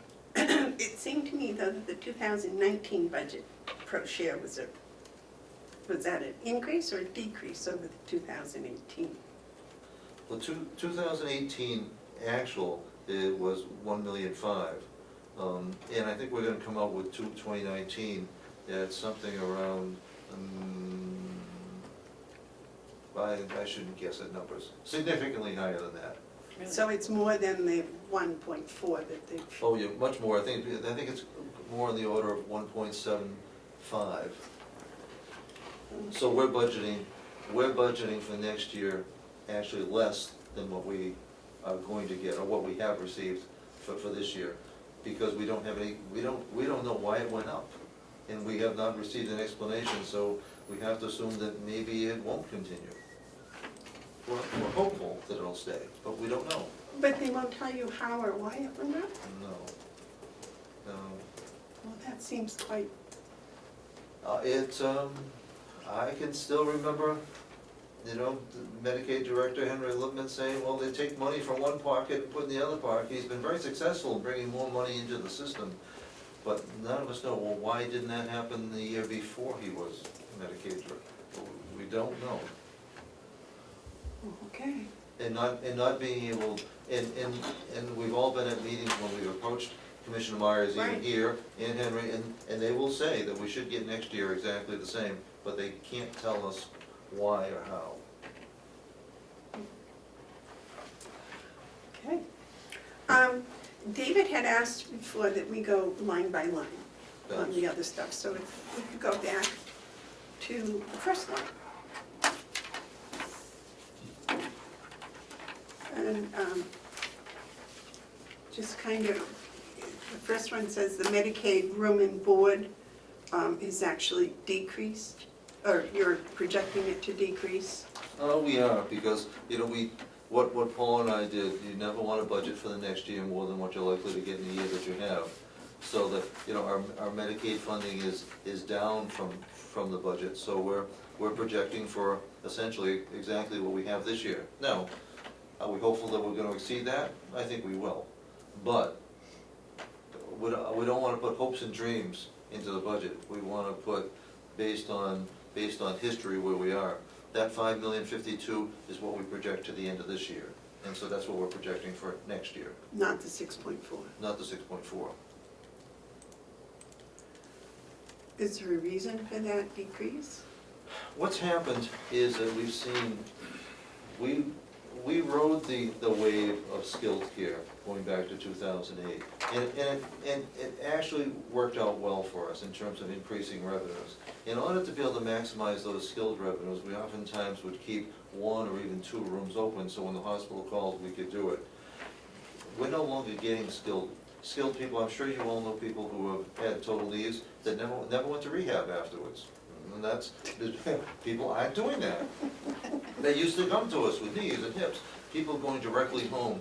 And those that do come to us, instead of being with us for an average of 21 days, and now for an average of 12 days, length of stay is down, number of admissions are down. So essentially, we're backing away from it costs us money to keep those rooms empty, and we don't serve as many people as we can. There's a mission compromise, and there's a financial compromise. So next year, actually, we've already started the process, and we're full today, and we're gonna stay full, because we're not gonna keep those rooms empty. So we hope to be able to exceed this figure by filling, on an average, this past year, it was over 2 empty beds a day. By increasing our Medicaid, serving greater people, slightly increasing our private pay, but significantly decreasing our skilled Med-A, but also significantly increasing our skilled Med-B, which is services to our 103 long-term care residents.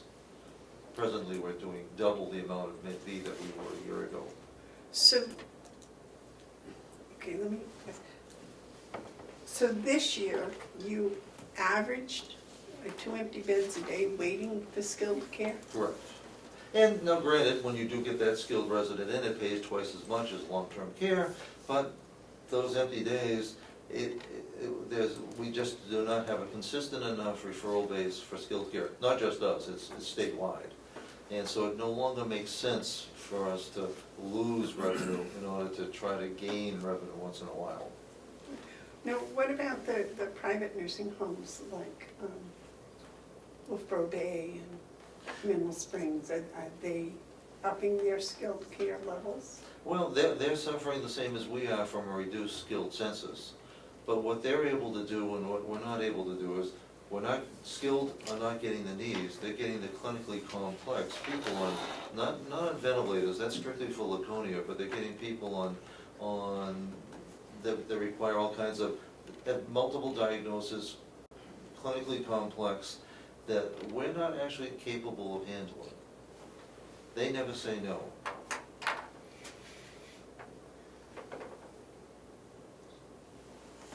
Yes, Joe. Madam Chair, if I may ask a question. Oh, I think I heard you correctly saying that today you're full. We are. And so hopefully the plan going forward is to maintain that level of fullness. Correct. And so that being said, first off, are you creating a waiting list at this point or not? We have 103 people on our wait list. Okay. So the next question I had, if I may, Madam Chair, Yes, sir. was that if you're full, I'm wondering where that would reflect in your 2020 budget, because I don't see that the numbers have increased anywhere. Well, it's because Paul and I are conservative. Okay. So we're looking at what our projected is through 2019 and essentially budgeting that for 2020, yet putting the plans that will enhance that. But we don't want to rosy up our revenue to try to make things look good. So we tend to understate revenue and we tend to overstate expenses. Okay. All right, I just want to be clear on that. Although I think this is going to be an easy one to get. Yes. Because we do have 103 people on the wait Yes. list. We don't need to do marketing. Okay. 103 people on the wait list, and yesterday I sent out 3 applications that if they return, they'll bring it to 106. So then it poses the question, does that mean the nursing home should be looking at expansion with 100 people on a waiting list or We not? can't. We can think it, but we couldn't do it. Okay. The state will not. Okay, There's been a cap. Okay. And the truth is, of that 103 people, sometimes we can go through 5 or 6 people calling. Mhm. My guess is that probably there are only 30 that would be ready and willing if called today, Okay. which is still significant.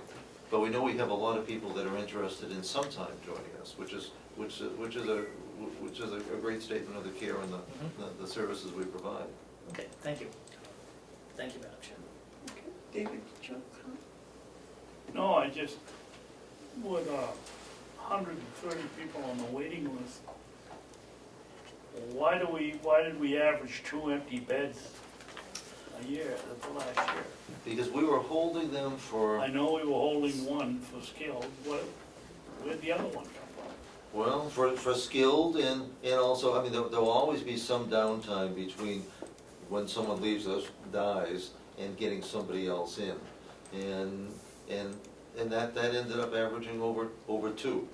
It's not gonna happen again. Well, you reported, Howie, that a couple of years ago with the other resident doctor we were averaging a 3 or 4 day wait time to get in, and the new one, they got us down to 1 day or 1.5 days, so. Oh, no, we were getting the skilled in we could do a skilled admission within 6 hours. The long term, we did not manage the wait list as well as we can, or should have. That's all, and that's actually all being changed. That started changing this week. Because I've actually taken it over in the interim, because we need to have not just a wait list, but a ready list. So when something comes over, right now we have 2 people on the ready list. We have somebody ready to come into a room if it opened up upstairs, and one for downstairs, but it tends to be different, and have their paperwork done in advance, knowing that some point in the next 30 days or so, there might be opportunity. Because our goal is to keep that, I'd like to be at 98% full. Karen? Howie, do you still do you keep an empty bed for like hospice care? Do you have? We do not. You do not, so that's just, But what would happen with hospice, because to delay is effectively to deny, that person would go immediately to the top of the list, because their need is urgent. So that while they wouldn't be able to come in the next day, they'd be able to come in at the first available opening, which would be typically just a matter of weeks. if they survive. Correct. And and if not, then we actually do refer, we do have a wonderful hospice just south of us, run by by Stratford County, the Hyder House. So we have other options for people if what we have isn't readily available at the time. We never just turn somebody away without helping them find a place to land softly. So your admissions are mostly medical necessary? Correct. On a medically needed basis? That's a requirement of the state. Not that there are many people that are gonna knock on the door and say, I woke up today and want to move to a nursing home. But there has to be medical necessity. It can't just be for convenience. That also means that people are coming in older and more clinically complex, and our length of stay is going from an average of 3 years down to about 18 months. So, which means the same number of beds serving more people. So- Yes, sir. Well, I hope you're not going away, Howie, from giving rooms to people that are just moved to Carroll County when you've got somebody that's paid 40 years in taxes and now wants to go to a nursing home and can't get in. No, the Carroll County residency part is the first question we ask, because we clearly tell people that if they're not, yes, you can apply. Federal requirements say, yes, you can apply, but it also allows us to give priority to local people. So I tell people that if you're not, you're gonna be at the bottom of the list, and there's no reasonable expectation that it's gonna be in the near future. Okay. Something else? No, that was my, Okay, so back to, so you're expecting this to drop 1.3 million, your Medicaid room and board? Correct. Okay. Now, if what you said about ProShare, that would cause our ProShare to drop also? No, ProShare is actually based on I will predict that our Sorry. ProShare, based as we understand it, along with the line below it, the MQuick tax should actually go up. Because what we'll be doing is actually overall increasing our Medicaid census for next year, But not our income. but not our income. Well, our income should go up. And if we were being rosy, yes, we could increase it, but Paul and I don't like projecting more income for next year than we got this year. So we take the conservative tack, that yes, we should be able to outperform this based on our proposal, but that's not money in the bank.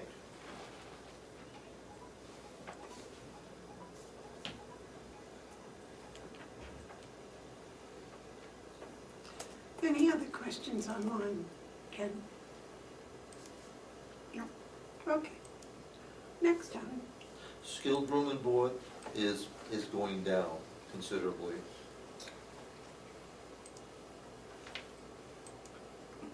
Private room and board is going down in the next line down, but it will start to recover. What we have is, typically we have a census of about 30 people who are private. Just this fall, we're seeing that number be cut in half as people spend down after their residence and convert to Medicaid. Now, we're not gonna be picking up 15 replacements in short order, but we will over the course of the next 7 or 8 months. So that will come up. Okay, I guess what my confusion is, if the skilled rate is going to drop 97%, and the private room rate is gonna drop 35%, because you are putting in more Medicaid patients, and yet you expect the Medicaid to drop 21%. Does that sound simple? You're the mathematician.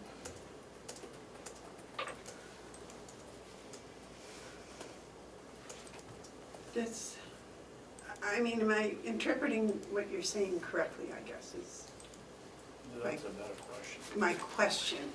Is my interpretation correct? Or am I missing something here? Well, no.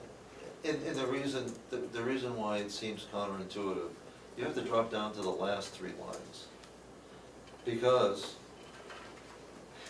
Paul and I don't agree with this accounting, but it's the kind of accounting that was set up for us. It's not that, we would rather have, because also, you see the last 3 lines are all negative numbers. Well, see, we never get the Medicaid billed rate, because we have to deduct it, we have to have an allowance that reduces it to what we're actually likely to receive. And the same with Part A and Part B, and all of a sudden, when you start reducing that by, by some $4 million, it all averages out. At some point, we'd like to meet with Joe and the auditor to see if we couldn't just present, even if it's for presentation purposes, just the net amount. so that when we say Medicaid room and board, it actually shows what we're actually gonna receive. It's not gonna be the 5 million less the 3 million.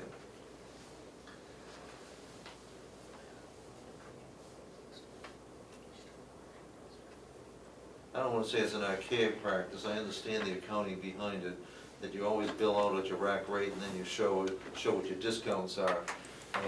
Essentially, that's what it's below. You don't claim it as an accounts receivable just because if you know you're not gonna get paid for it, you can't claim it as total revenue.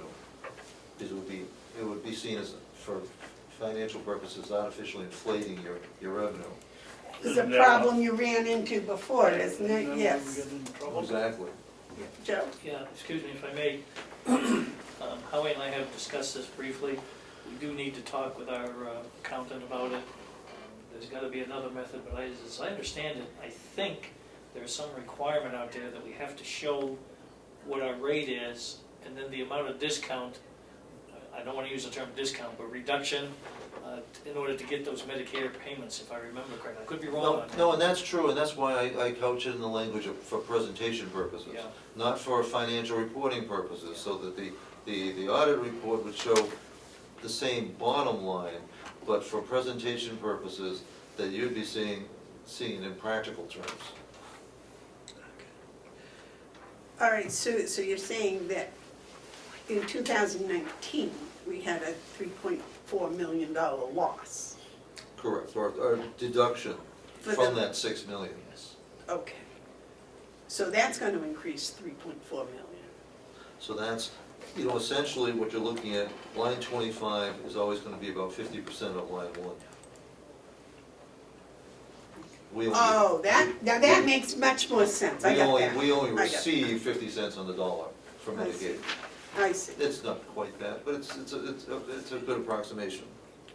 Well, those numbers I couldn't make them work. Oh, no, not without looking at the bottom. Yes, sir. So, if I may, Howie, you don't have that shown in your 2020 budget, that 50% reduction. No, because we're actually looking at, I'm not sure exactly why it's not in the Medicaid part. The contractual part for Med A, we're reducing significantly, in Part B, somewhat. Because if that number is in there, that's gonna obviously affect your revenue stream on the bottom line here. I'll check with Paula about the line 25 on the Medicaid.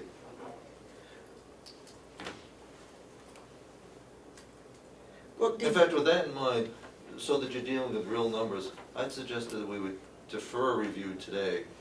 Paula's away today, otherwise I'd Okay. Well, we can go on with the other ones. We can go on with number 4. Personal allowance is what somebody pays on Medicaid from their personal funds. Even someone on Medicaid receives, say, Social Security, so this would be essentially their Social Security they're assigning to us, apart from the $70 that they retain. Okay, so if a person is on Social Security and they become a Medicaid resident, eligible. And if they're Medicaid eligible. okay. So they don't lose all of their Social Security, they just lose it. No, they always retain $70, so they lose all but $70.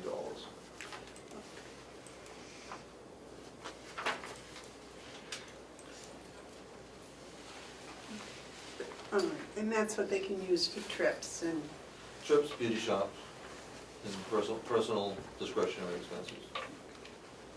Not a lot of money, but it's amazing, most of our residents don't spend it all. They actually accumulate a balance.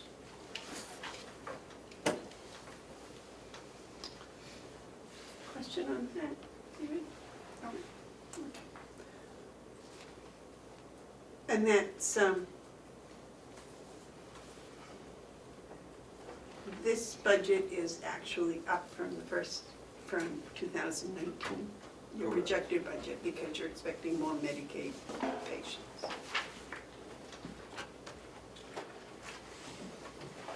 You're expecting more Medicaid individuals. Correct, because we'll be reducing skills and somewhat reducing private. Okay, for lines 20 and 21. Insurance refunds, that's more of a contingency line item. seldom used. 21 cafe meals, we've increased it. Looks, that's different than what we have, Howard. Our line 21 is physical therapy private. Oh, okay, you'll, Mine's cafe meals. okay. Mine's cafeteria meals. Oh, What is no, one I'm do you- sorry, I was looking at 021. 021, physical therapy. Right, I'm Private, sorry. that actually is, we've never done that in 8 years, that's kind of a placeholder as well. We could actually drop that as a line item, we don't do any private billing. Physical therapy B is increasing, and we're already seeing that. As I said earlier, we have twice the number of people receiving that B. Now that our Med A, which is the skilled part, is diminished, our Med B part is going up considerably. Do you think there was a need before that just wasn't being met? Well, there was. There was. Now that the therapy team has more time, they find more opportunity.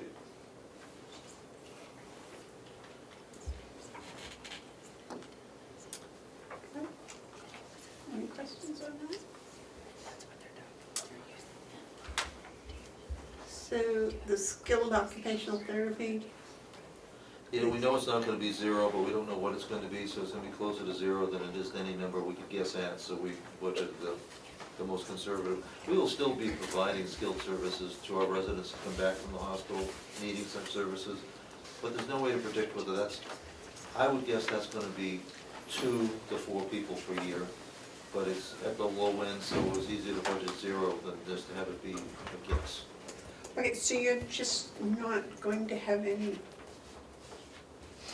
you're not going to go out and recruit any skilled? Right, we're not, so if Mrs. Jones, who lives here, breaks her hip and comes back, we're gonna provide skilled service.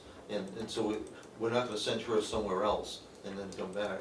She would get that skilled service here. But we're not gonna hold a bed open and take a Mrs. Jones from the hospital, who's gonna be here for 7 days, and then go home and then hold the bed again and then go through that process. We're gonna take care of the people that we have, increase the Medicaid census, and keep the beds full.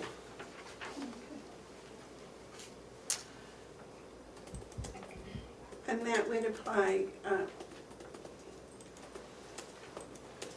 okay, so your occupational therapy part B That will increase.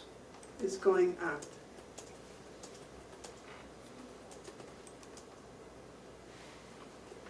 As will speech therapy. Or B, you have it going down. Speech therapy B goes up, speech therapy skilled goes down to 0.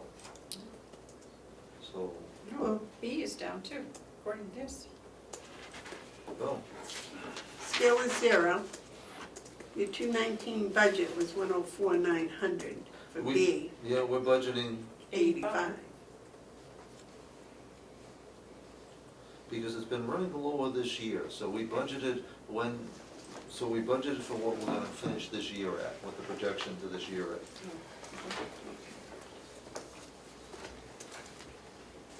And your laboratory skilled is non-existent, right? Correct. Because if we don't have skilled residents, we won't have that revenue. Okay, and we talked about pro share. Now, the MQIP, your bed tax. Well, and we see MQIP twice. We see MQIP as an expense on the expense side of the side, and then it's essentially the state collects this tax. And of course, it was under Governor Benson, they couldn't call it a tax, so they called it a quality improvement, payment. Because you couldn't have taxes in New Hampshire. So under Governor Benson added this 5.5% tax that they collect from all nursing homes. State takes their piece out of it, and then they redistribute it back. Okay. Can't say that makes sense, but, so we show it both as an expense under administration in the nursing home and as a revenue. Does it wash? Yeah, for county homes, it's favorable. For private homes, they come out short. And that's actually what it was, it's a redistribution of money to help those that have a high Medicaid census. And that's what it was intended to do. So if our Medicaid census goes up, Will our MQuip go up? Our MQuip will go up. And our MQuip expense will go down. So we'll spend less and we'll get more back. Okay. So you're expecting a 50%, excuse me, a 4% increase? 4% increase.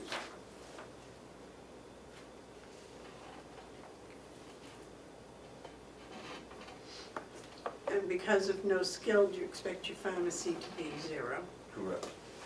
We're actually responsible for 100% of the pharmacy expense for a skilled resident.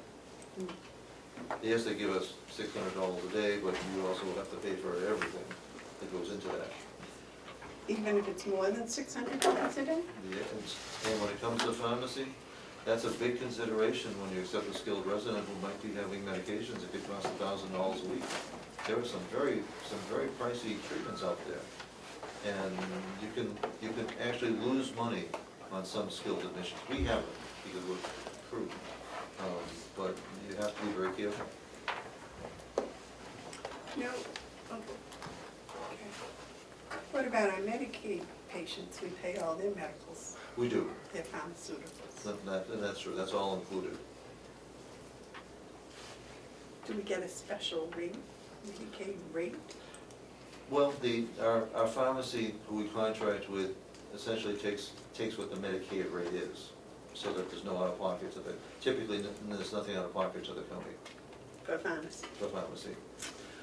Can we get the House of Corrections on some such program? I'd be editorializing. I don't know why Medicaid doesn't apply when somebody's inside, but that's beyond my pay grade.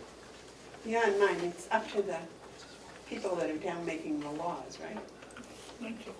You were there making the laws, right? Not there anymore. No.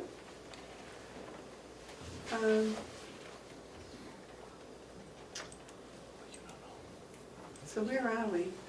17. Miscellaneous. You don't expect anything there? No, well, we have with the same $1,000 that we always budget, just as a placeholder, because sometimes things do come in that don't fit into a typical category, usually one-time things. Bingo, right off. The commissioner's cut on bingo. Yeah. Interest income? And that's not, at different times, I think it's actually been misapplied to this account. So it's more of a placeholder, and I think at different times, sometimes when certain accounts are closed or whatever, so it's really a placeholder. There's no recurring income that we should be posting, so it's odds and ends when it happens at all. Just an aside, where does the duty fund? No, there's one year that the interest came here. It shouldn't, my bias.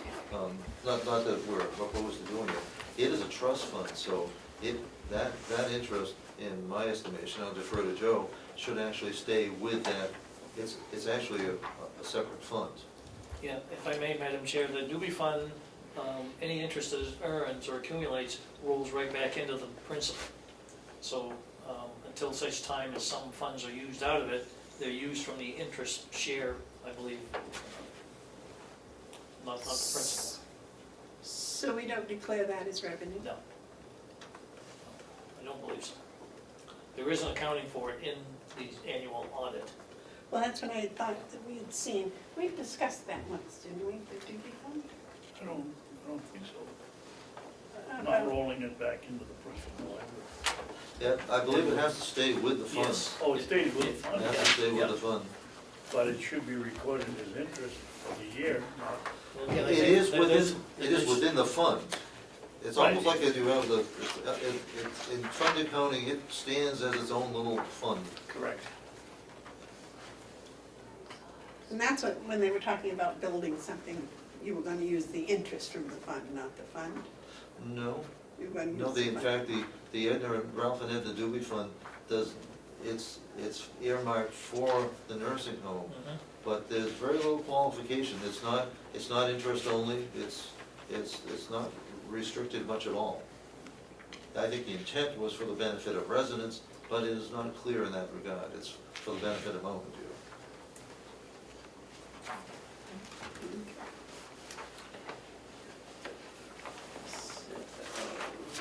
19 is next, I guess, income from meals. That is almost 100% from House of Corrections, kind of an internal charging back.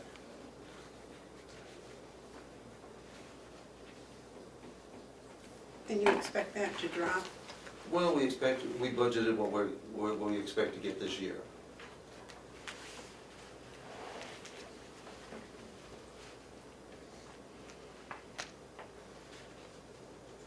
Which could go up if House of Correction census goes up.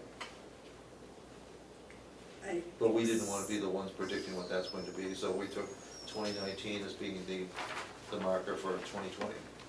Yeah, but if we're bailing them out, they're not here to eat. Well, that's why we're not looking at expanding it. It could well be, I'll defer to Jason and House of Corrections for census, but we're just looking at it. We didn't feel comfortable estimating anything more than we're likely to receive in 2019. Did you check with him and make sure that's what his budget has for an expense? I would imagine that he does like we do. He's budgeting high on expenses and low on income, but we didn't want to inflate our revenue to match that, because that would be a little smoke and mirrors. So it wouldn't surprise me if his number is higher, because it needs to be, because what if he gets a spike in census? And if that happens, it'll be favorable to us. It'll be good news, because we'll get greater revenue.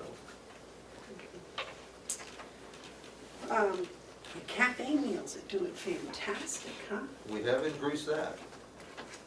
Chris has been introducing new products, new point of sales in terms of the pizza and the fried goods, and it's been met with a lot of success. And so we increased that modestly. Now, he's open for lunch. Breakfast, lunch, and supper. Oh, he is open for breakfast, right? Not supper on the weekends, though, I don't think, during the week. Opens up about 4:45 in the evening. Closes at 1 o'clock for lunch. Yes, we know about the 1 o'clock close, you're right. Miss it most of the time.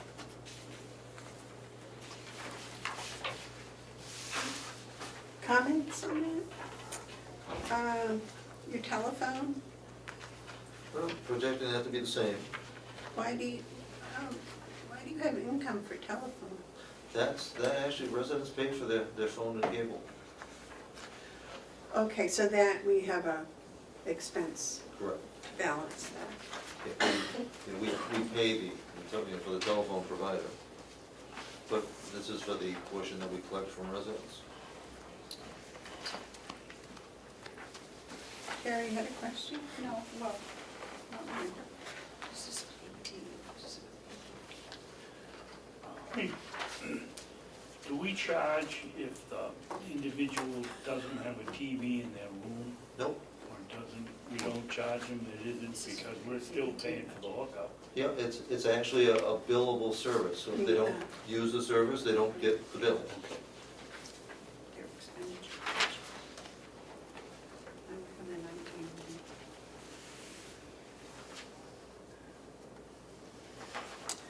Okay. I'll have to check into that. Terry was just looking at the jail's budget for 18. 18? 19. 18. 19.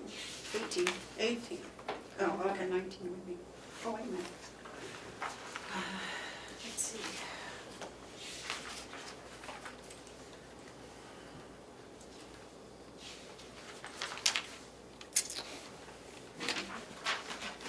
And that shows that the House of Correction was going to spend how much in 18? How much did they spend in 18? Well, and this is the 19 commissioner's budget for 19.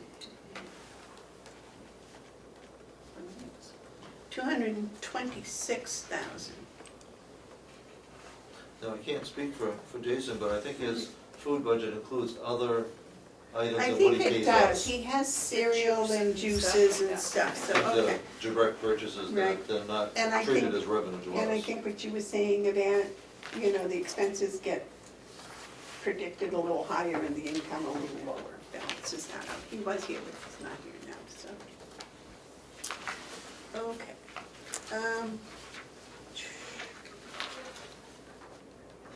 And then you have no bad debts. We have no, Paula is wonderful, I mean, we, you know, and she, even though accounting would allow you to write off some accounts receivable after a year, some would say 18 months, Paula keeps going after through Medicare, right up to 2 years and more. She never lets go. She never assumes that it's not worth the effort, and it works out very well compared to other county homes. I mean, it's amazing what I hear from other people in other places. Wasn't that part of the other problem that really did the supplemental was? Yeah, we had $900,000 that we couldn't collect. And it wasn't, and that was because of a change in accounting. Much of that should have been written off. It should never have been treated as an accounts receivable. But, you know, the accounting at the time didn't provide for it to be written off. Since that time, and since we've gone electronic, we haven't faced any of that. And she can give you, we can get exactly at 100 days, 120 days, exactly how much we have out there. But we'll never be in that same situation where we're out almost $1 million. Thank God. But it's because Paula stays, she doesn't let go. I mean, she wants to get that $5,000 from, and it's not from the people. We're not going bill collecting. We're not hounding families. This is just following up typically with the state. It's, you know, and it's frustrating, but she's been around long enough. She knows who to talk to, not just what they ask for, but who to talk to about what she needs. Well, and also, I think the first year I came, she got a new computer program that helped modernize her whole system Completely. out there. So, yeah. Yes, Joe? If I may, in reference to the Doobie Fund, the annual audit shows it at $221,881, and it shows as restricted funds, but it doesn't tell what the restrictions are in the audit. I'd have to go back and look at that to see, but I think how we should write Yeah, it. I actually have the trust document. Yes, So, but I'm sure if it's in the audit, then the auditor Yes. was content Yes. with Yes. however it's being Absolutely. handled. Yeah. All right, so you expect your income to be up 180,973, is that correct? Well, it is, although I still think, I wanna review line 25, the Medicaid allowance. Well, I wanna check that with Paul before I commit to you, because there's a possibility of a discrepancy there. Might not be, but I don't wanna give assurances where I can't do it with full authority. David, do you have any questions or comments for I Howard? don't, Do you have any questions? So you'll get back to us about 25? But with that, You'll get back to us on 25? oh, definitely, that could be significant. Okay.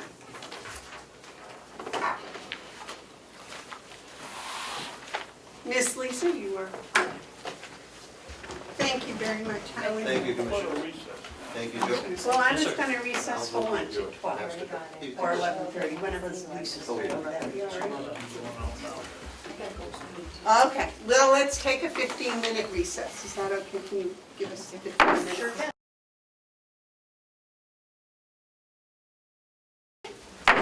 Okay, recess is over. Madam Chair, Yes, sir. may I ask you a question? Certainly. We have all of these folks sitting here, and I suspect, since you didn't want them on the agenda for the meeting, that they have their right to come in and public input. Why don't we switch and let them have their say, so they could all go home? Start shredding. And I'm sure they're all going to want to speak, and rather than having them all sit here, why don't we take it up now? Mrs. Scott's downstairs, Registrar Scott's downstairs, she can come up anytime.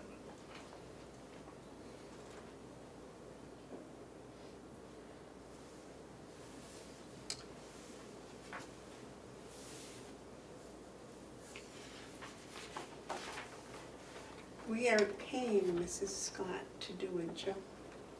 I Pardon me? We are paying Mrs. Scott to do a job. I'm looking at a whole bunch So of her- people. We're paying Mr. Henry, we're paying Pat, we're paying everybody here. So that's a weak argument. Well, that's The their polite option. thing to do would be to listen to these people. Some of those people are not Carroll County residents. I don't care. So I It don't says think they public input, it doesn't say public input for Carroll County residents. Well, I don't know what the rule on the side of the wall says over there. Does that say? Can you read it? Go over and read it. I believe it's, I don't know. Damon, would you be kind enough to read that aloud to everybody so everybody would know what Yeah. it says? Just hand it to me. Yeah. We got a better voice.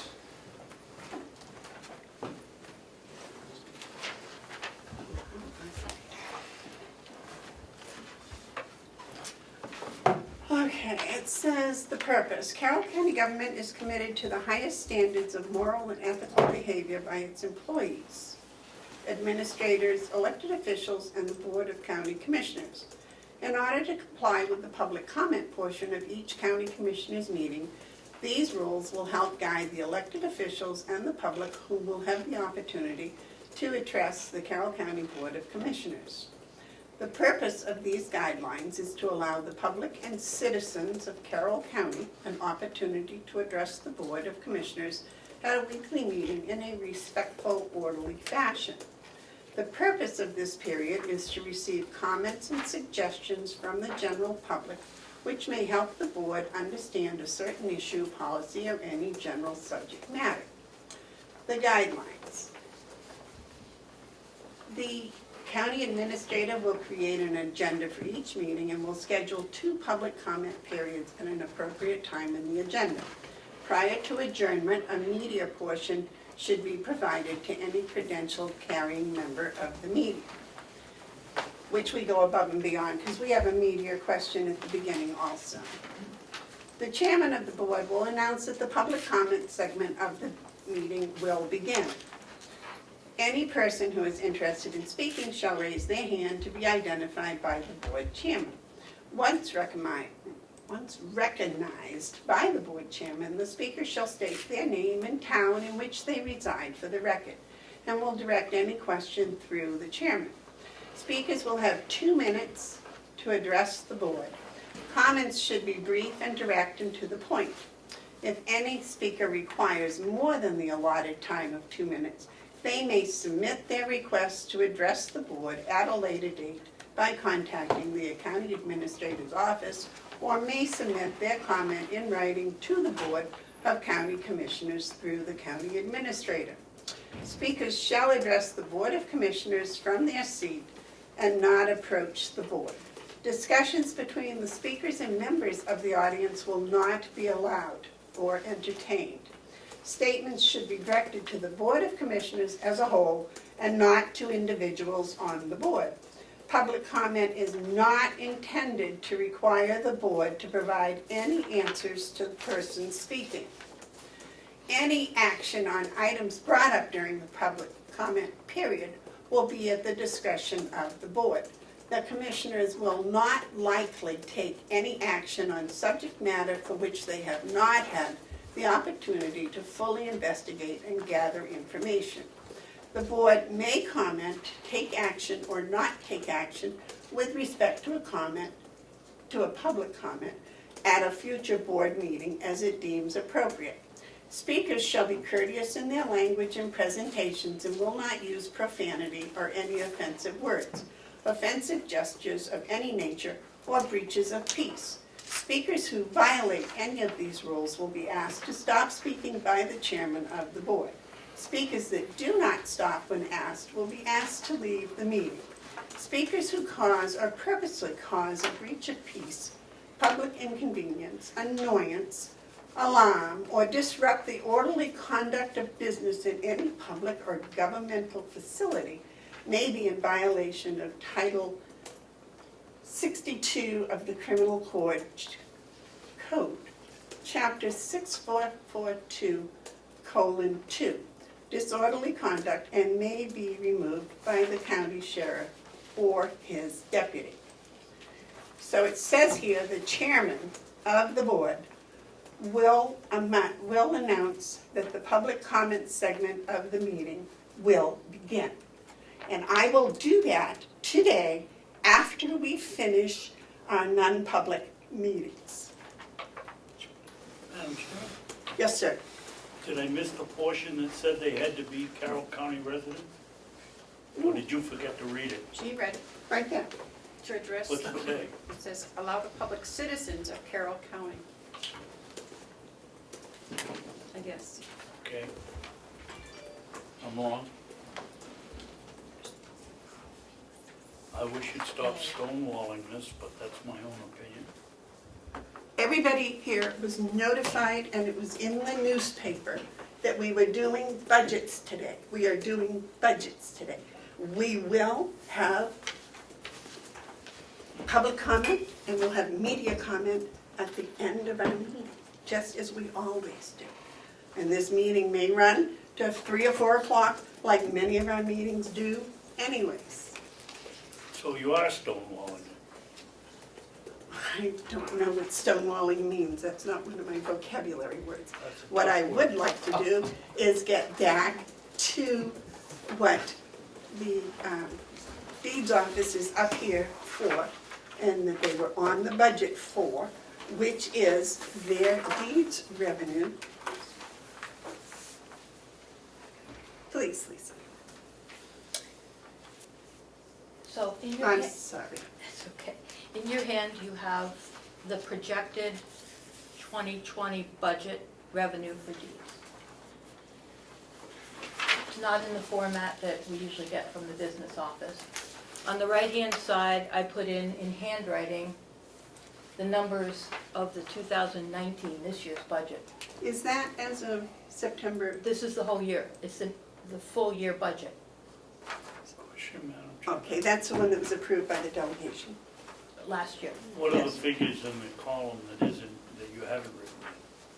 That's the projected draft budget for 2020. We're talking about 2020. Okay, so we got that should be 2020. As it says on the second line at the top. I see that, but it doesn't say what the column is. So there aren't many items. You will see the comparison. The recording fees have gone down a little bit. The copy fees have gone down a little bit. And the real estate transfer tax commission is up significantly. So all but 2 of these items are projected from a calculation that is used statewide by the Registry of Deeds offices. You take the first 9 months of the year, you divide it by 9, and you times it by 12. So the first 9 months of the year is the standard that we project out into the following year. And it's a conservative estimate. The last 3 months of the year are usually the busiest. So that's where these numbers come from, all except for fax services, which is diminishing significantly every year, and online access accounts, which has a limited population of people who want to pay to print copies in their own offices. So as you can see, and as I've been reporting all year, the Real Estate Transfer Tax Commission is up significantly this year, and the docket count, the number of documents that we're recording is down. Is that reflected in this? That's just the general numbers. Okay. This budget reflects it. The recording fees, which means docket count, per docket that we record, we charge. The amount's lower because we're recording less of them. The copy fees, the amount's lesser because a lot of people are using online. Real estate transfer tax is up significantly because I believe it's because the properties that are worth more are selling and there aren't enough lower income properties available on the market to purchase. Okay, so when you do the recording, is that based on the whatever the sale was, the value of the sale. The recording fee is based on the number of pages that we report. Not on the value. The value is the real estate transfer tax commission, which is the one that's up significantly. And your thought is that you're recording less pages, So we have less income from recording. but the actual value dollar of what you're recording is. Correct.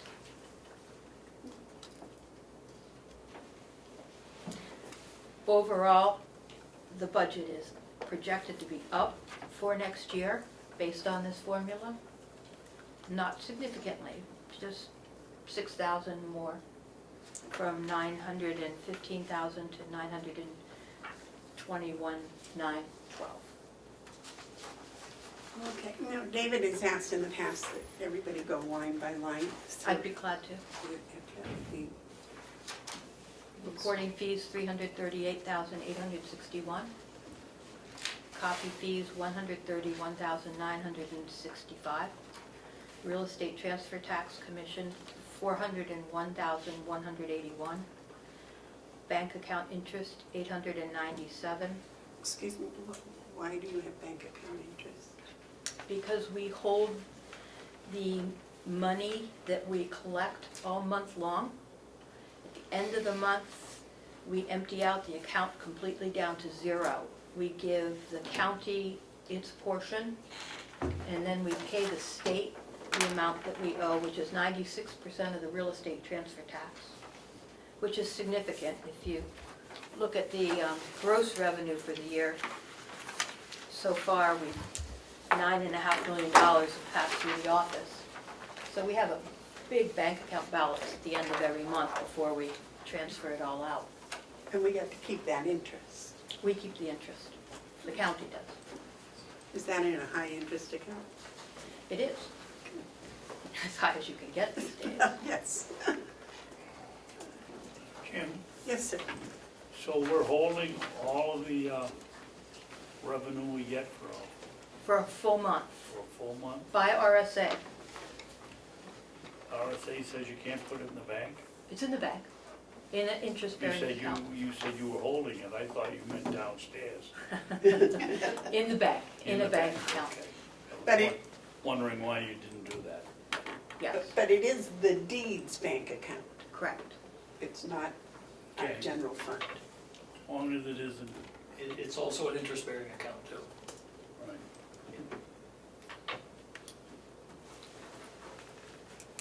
Okay. Fax services, $60. Postage revenue, $2,190. That's down significantly because we're asking recording entities to send us self-addressed stamped envelopes. And they're doing it. Excuse me, do you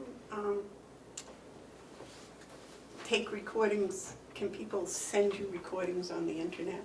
Or do Yes. they have to send them through the mail? They can, if they have an account with subscribers to the e-recording system, we can. Land and Community Heritage Program, $9,208. That's 4% of what? It's a surcharge by statute that is applied to 4 different kinds of documents to fund the L-CHIP program, Land and Community Heritage Program. What documents? Deeds, mortgages, discharges, and plan sets. And it's $25 per docket of those. It goes towards projects like purchasing and conserving land or buildings. I wish it went towards restoring archival records, but archival records don't qualify, which, to me, I think, isn't that what they used to restore the old barns with? oh, buildings and land, but not the records that prove title to the land, which to me is ironic. And we get 4% of that. We get 4%.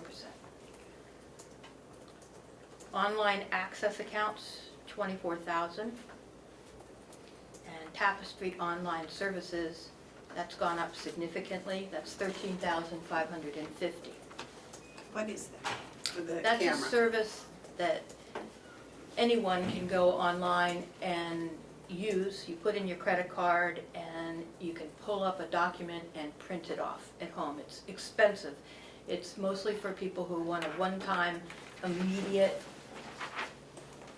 deed copy. And the online access accounts can also do that, but they pay an annual fee, right? Annual fee, that's mostly the law firms and the title companies. They pay $120 annually in order to be able to print in their offices. But they pay for those prints as well. But it's their convenience that they're paying for, and that does cover our cost of running our internet service. So the total is $921,912, which is up from $915,170. Now I have an all-important question. Are you going to make the $915,170 for this year? I certainly hope so. This is based on the formula, which is the first 3 quarters of the year. Okay. Our income this year is steady. Well, I shouldn't say steady. It's steadily increasing, but it's erratic. It's erratic like the stock market has been erratic. We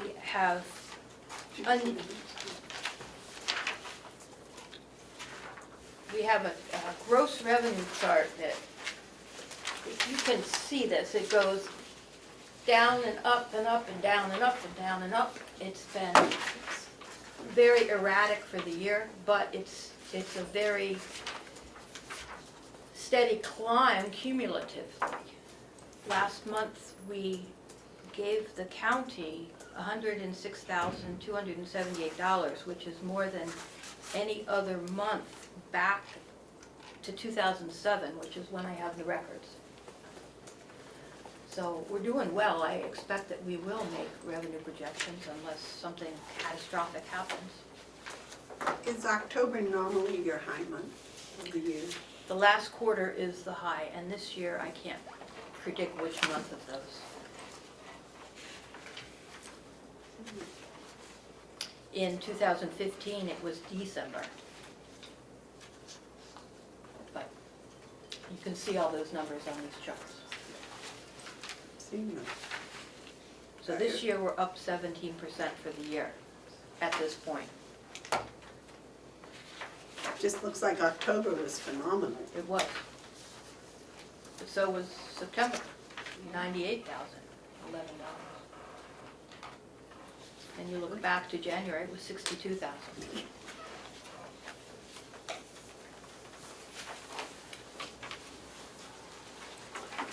I don't see any predictable trends there.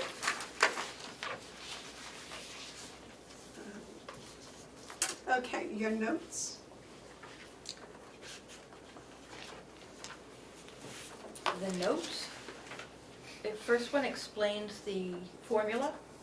The first 9 months divided by 9 times 12 is the basis for the projection. That's the one you use, right, David? And the second note talks about the restoration and preservation of the official land record. I've asked for the full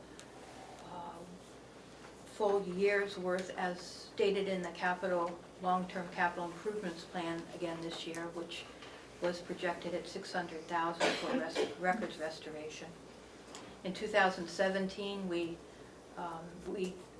microfilmed all the deeds and the plans from 1840 at a cost of $105,000. In the second year, we restored the index books from 1840 up to 1969. And the 1860 map, we spent $100,000. The third year, we restored 100 deed books and the 1892 atlas at a cost of $300,000. And this new budget year, we're asking for the full amount of $600,000 to restore and continue the books and to do the most damaged plans. We have a deeds equipment account by RSA where we collect $2 for every document recorded, and that has a balance of $64,000 in it as of the end of September. And we hope to spend that on plan cabinets so that we can put restored plans in cabinets so they will not be further damaged. Okay, so the equipment account is not part of your revenue? It's not part of the budget at all. It's a separate RSA account specifically for the purchase, rental, and repair of equipment. And we've spent it on things like roller shelves and for a copy machine, and I'm hoping to spend it on the plan cabinets in the future and some more roller shelving. And those were not in your expenditure budget? They were not in the Your expenditure budget. budget. Okay, because I was going to say, I don't remember them being in there. Yes, Jim? Madam Chair, if I may ask the registrar a question. I noticed on your potential purchases, you've got shipping at $4,500. Where are these coming from? Ohio, I believe. The roller shelving comes from New York State. You know, I've been thinking about asking the jail superintendent if we could drive over and pick them up. But they're large. Oh, it's in the Midwest. And the roller shelvings are large, bulky. I just wondered if it's more cost efficient to take a U-Haul truck and a staff member and go over and have them loaded for us and bring it back ourselves, but sounds like, And I have a price on purchasing them all at once, but it's so expensive. This is just for 2 cabinets on this projection here. are they extremely heavy? I mean, from the size, it doesn't sound like much, but are They these fireproof units? They are not fireproof. They would be placed in our fireproof vault, which has a halon protection system. I guess I'm still scratching my head over I can show you pictures Shipping of them, costs. but I learned this, if I may, from Commissioner Babson. I mean, that sounds high to me, don't you think? it's very high. They're very particular plan cabinets, made for hanging Mylar plans that have been preserved. I have no qualms about the cabinets, I'm just The wondering expense, why it's so expensive to get them here.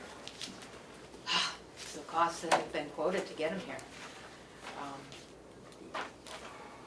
Things, Joe, they're steel Yeah, I know and that. they're There's- large, so they take up. Well, they're 36 by 48, Yeah, so they're they not, can't be they're all not that that large. big, but they're very specific, and they have these, You pack them in a truck, it's not like you're putting steel rod on the back of a. I understand. Yeah. They come all assembled? yes. Well, They're in use. We went to York County, Maine, in Alfred to see how they work, to see if they were smooth as. again, I got no qualms with them, Yeah. I'm just The roller amazed. shelving has shipping costs, it's outrageous as well, and Those are the ones that's that are in New York. New York, so New York is next to Ohio. If we plan this right, we might be able to save that. Food for thought. So Ohio is where you're going? Is where they're coming from? I believe it's Ohio. That's a day's trip.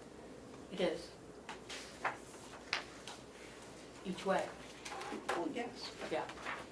I'm thinking I for have the quote here somewhere. $4,500. But this is expenditure rather than revenue. Right, I know. Well, this is neither because it's Yeah. that money that's nothing. So we didn't discuss that when we did the expenditures. Exactly. And, Yes. And before any expenditure is made from the deeds equipment account, it has to go before both the commissioners and the delegation. Right. So this will be thoroughly looked at. well, that's what I was thinking, we've got it right here, right now. That's why we were looking at it, right here, right now, because we didn't the other day when we did her expenses. But Joe brought up a very good point. I don't know what a U-Haul for 2 days costs. Well, I don't think, it depends on how far you're gonna go with it too, because they're gonna hit you with a mileage charge. It just seems to me that it could be done for less money than that. I mean, I'm thinking maybe half of it. I don't know, I'd have to investigate it, but. Since there's some Something to stipulation, think about. unless there's some, Madam Chair, unless there's some stipulation where they have to bring them here and install them, No. that's part of the, No, her crew installs them with the help of the maintenance, right? We do all the work on the roller shelving. I guess I'd ask or look at investigating that cost. David, do you have any suggestions? You're pretty good at. Go down to the truck stop down in Greenland and put a note on the board, and anybody coming back loaded, do they wanna haul it? And you'll get 10 or 12 Sure. immediate answers. Really? Sure. Oh, maybe that's where I should have done with my stalls. Okay. If you wanna haul hay or pigs or anything, we can do it. Really? Yeah, You've done it? I've got tops. Okay. I'll need to know more about that, Commissioner Paxson. Learn something new every day. I kinda, okay. All right, is there anything else here for us? Is there anything here that you think, even though you did it the way you normally do, that might be going to go up or down from your normal projections? No, They've been pretty accurate. they've been pretty accurate. I would recommend leaving it as is. All right. Okay. Well, I thank you very much. You're welcome. Now, commissioners, would you prefer to go to lunch or go to non-public? I would prefer to listen to our guests. Would you prefer to go to non-public or would you prefer to go to lunch at this time? I'm just laughing because I see Joe saying, lunch, lunch. I gotta feed this monster, I'm sorry. Thank you.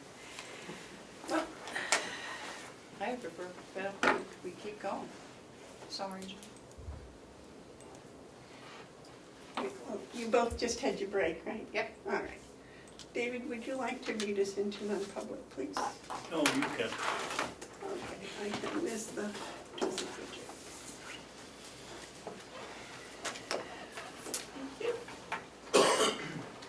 I make a motion that we go into non-public under RSA 91A32A, the dismissal, promotion, compensation of any public employee or the disciplining of such employee or the investigation of any charges against him or her unless the employee affected has a right to a public meeting and to request that the meeting be open, in which case the request shall be granted.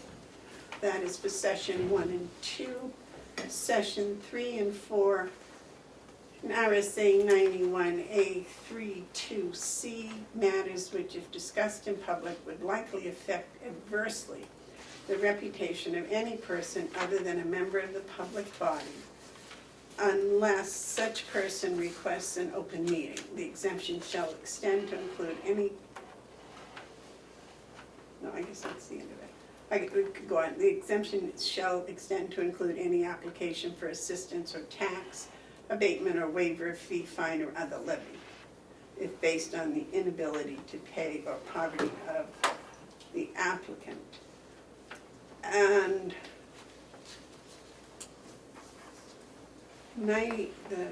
section 90, RSA 91A32B, the hiring of any person as a public employee. Do I have a second? Second. Could we have a roll call, please, Melissa? Commissioner Babson, Yes. Commissioner Bevard, Yes. Commissioner McCarthy. Yes. Yes.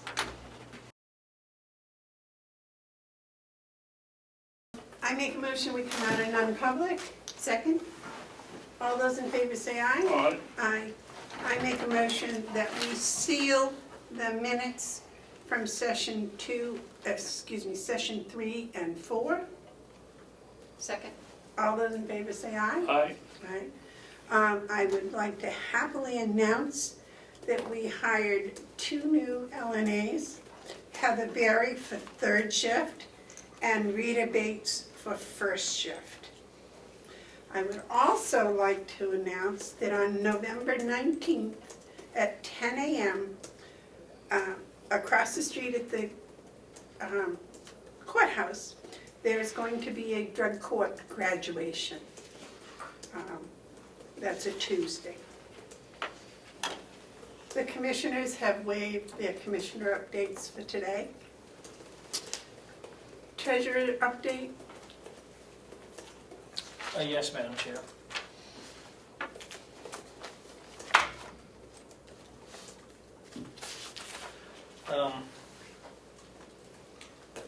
As I mentioned earlier about we were talking about the individuals that come help us, I need to make a request to the commissioners.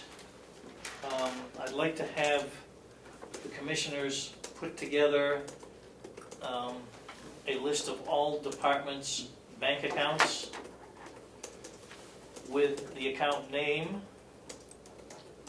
where the funds come from, to fund the accounts, and where they go, where the funds go to, and to include who the authorized signers are in these accounts. Also need to know where the accounts are, what bank, account number, and who's responsible for maintaining these accounts. It's come to my attention that there's a number of accounts throughout the county, deposit accounts, and as the treasurer is responsible for all funds for the county. And so we need to get a complete listing of all of these accounts. I have asked about this, not of the commissioners, but previously with not too much success. So I'm now going to ask the commissioners to please put together this list so that we know what's out there and what the accounts are. Once that's done, the next step will be to develop this summary balance report that we currently have by the Registrar of Deeds on these accounts so that we can make sure that they're balanced as should be. And the Registrar of Deeds, I've talked with the Registrar, and she's willing to show these other people how to do this, so that we'll have a maintained record of all accounts of the county. All right, I think we can. It doesn't sound unusual. Yes. Joe, would you mind emailing us that list? I'll send you a Give list of it- that, okay. yes. Thank you very much. Comment on that, David? No, fine. Any other? Other than that, I'm anxious to get this person on board as soon as possible, so. But nothing else, thank you. I did check the yellow folder, there was nothing for the yellow folder. Okay, thank you. We have no tabled items. Let me see. Are there any media questions? I'll leave them for public comment. Okay. Is there any public comment? Madam Chair, Yes. may I ask that we have Dr. West be allowed to speak first, because I know he has some issues. Speak for Dr. West, he did have to leave, he had a 2-hour drive. He's a little bit elderly and can't drive in the dark. He did leave some information, which I'll defer in a second, about medication treatment. Dr. West is many years as a substance abuse specialist doctor, correct? And with that, I will defer my time over to Henry from the ACLU of New Hampshire, who has more information. Yeah, Would you state your name and the town you're from, please? sure. My name is Henry Tourich. That's KLEMENTOWICZ. I'm a staff attorney at the ACLU of New Hampshire. I live in Portsmouth, but am not employed in Concord. We're a statewide, nonpartisan, nonprofit organization, and I will make every endeavor to be concise, but I would request the Commissioner's indulgence because I'd like to talk about the state of the law around medication-assisted treatment, and I don't think it's going to take me that long, but it's a little bit technical, so I would just appreciate the Commissioner's indulgence. I have some handouts, if I may. The first packet, and should I just approach you and hand them out? Certainly, or you can give them to Melissa, she'll do them for us. Thank you. So there's one packet with ACLU letterheads from me, and one packet is a collection of medical studies from Dr. West, who regretted that he couldn't stay and asked that I pass them out on his behalf. He's a addiction psychiatrist at Dartmouth Hitchcock Medical Center and an honorary assistant professor of medicine at the Geisel School of Medicine at Dartmouth College. He wanted me to convey his full support for the superintendent's policy on medication-assisted treatment, which he believes is fully consistent with the medical literature, supported by the overwhelming medical evidence, and will save lives and help reduce the risk of relapse. So he pulled some studies and excerpted them for you so you can flip through. I think he was trying to do that in response to reported questions that some of the commissioners had had about the medical efficacy of medication-assisted treatment. I should also say he's been prescribing Suboxone for at least over a decade, I think probably much longer than that, at the Dartmouth Hitchcock Pain Management Clinic. I just wanted to talk a little bit about the legal background of medication-assisted treatment. The first part of the packet that I passed out to all of you is a letter that went out to every jail in Massachusetts, New Hampshire, and Maine, talking about how medication-assisted treatment, which includes Suboxone, methadone, and buprenorphine, is supported by the federal government, Substance Abuse and Mental Health Administration, is supported by the National Association of Sheriffs, I believe, and the National Commission on Correctional Health Care. There are two cases that I've printed out for you, two orders from this circuit that I just wanted to briefly talk about with you. The first is Pesky versus Coppinger, which is a case from the District of Massachusetts, wherein the ACLU of Massachusetts brought a lawsuit on behalf of a person who was being prescribed methadone in the community, was to be sentenced to jail in Essex County, and the jail was going to use its blanket policy of not providing MAT to deny this person his medical care. A federal judge in Boston ordered that violated the 8th Amendment prohibition on cruel and unusual punishment in the Americans with Disabilities Act, and issued a preliminary injunction ordering the jail to provide this person with their medicine. The second case is Smith versus Aroostook County, Maine, which was a person who was denied access to Suboxone while in jail in Maine, and again under the Americans with Disabilities Act. The person filed a lawsuit through the ACLU of Maine, and a federal judge ordered the jail to provide that person with her Suboxone while she was incarcerated. That case then went up to the First Circuit, which is the Court of Appeals that includes New Hampshire, where it affirmed the decision. So that's a binding precedent in the state of New Hampshire, affirming that preliminary injunction, finding that that person was required to be given her medicine, which in this case was Suboxone, under the Americans with Disabilities Act. I know that there are other people who could talk about, and I hope there will be and continue to be a robust discussion about medication-assisted treatment, but let me just say that we support the policy proposed by Superintendent Henry, and we thank him for all of the work that he's done. In my view, neither of these cases would have come out differently, regardless of whether the person was on medication-assisted treatment in the community. And that's because the standard under the Americans with Disabilities Act is whether or not a person was discriminated against on the basis of having a disability, which the federal law says includes substance use disorder.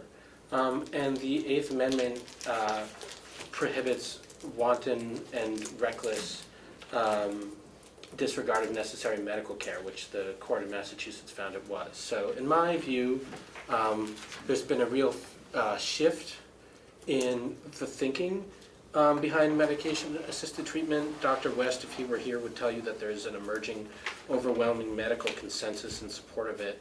And I think that the legal consensus is growing too. You'll see in the cases that I provided, judges have cited medical testimony explaining why these medicines are provided.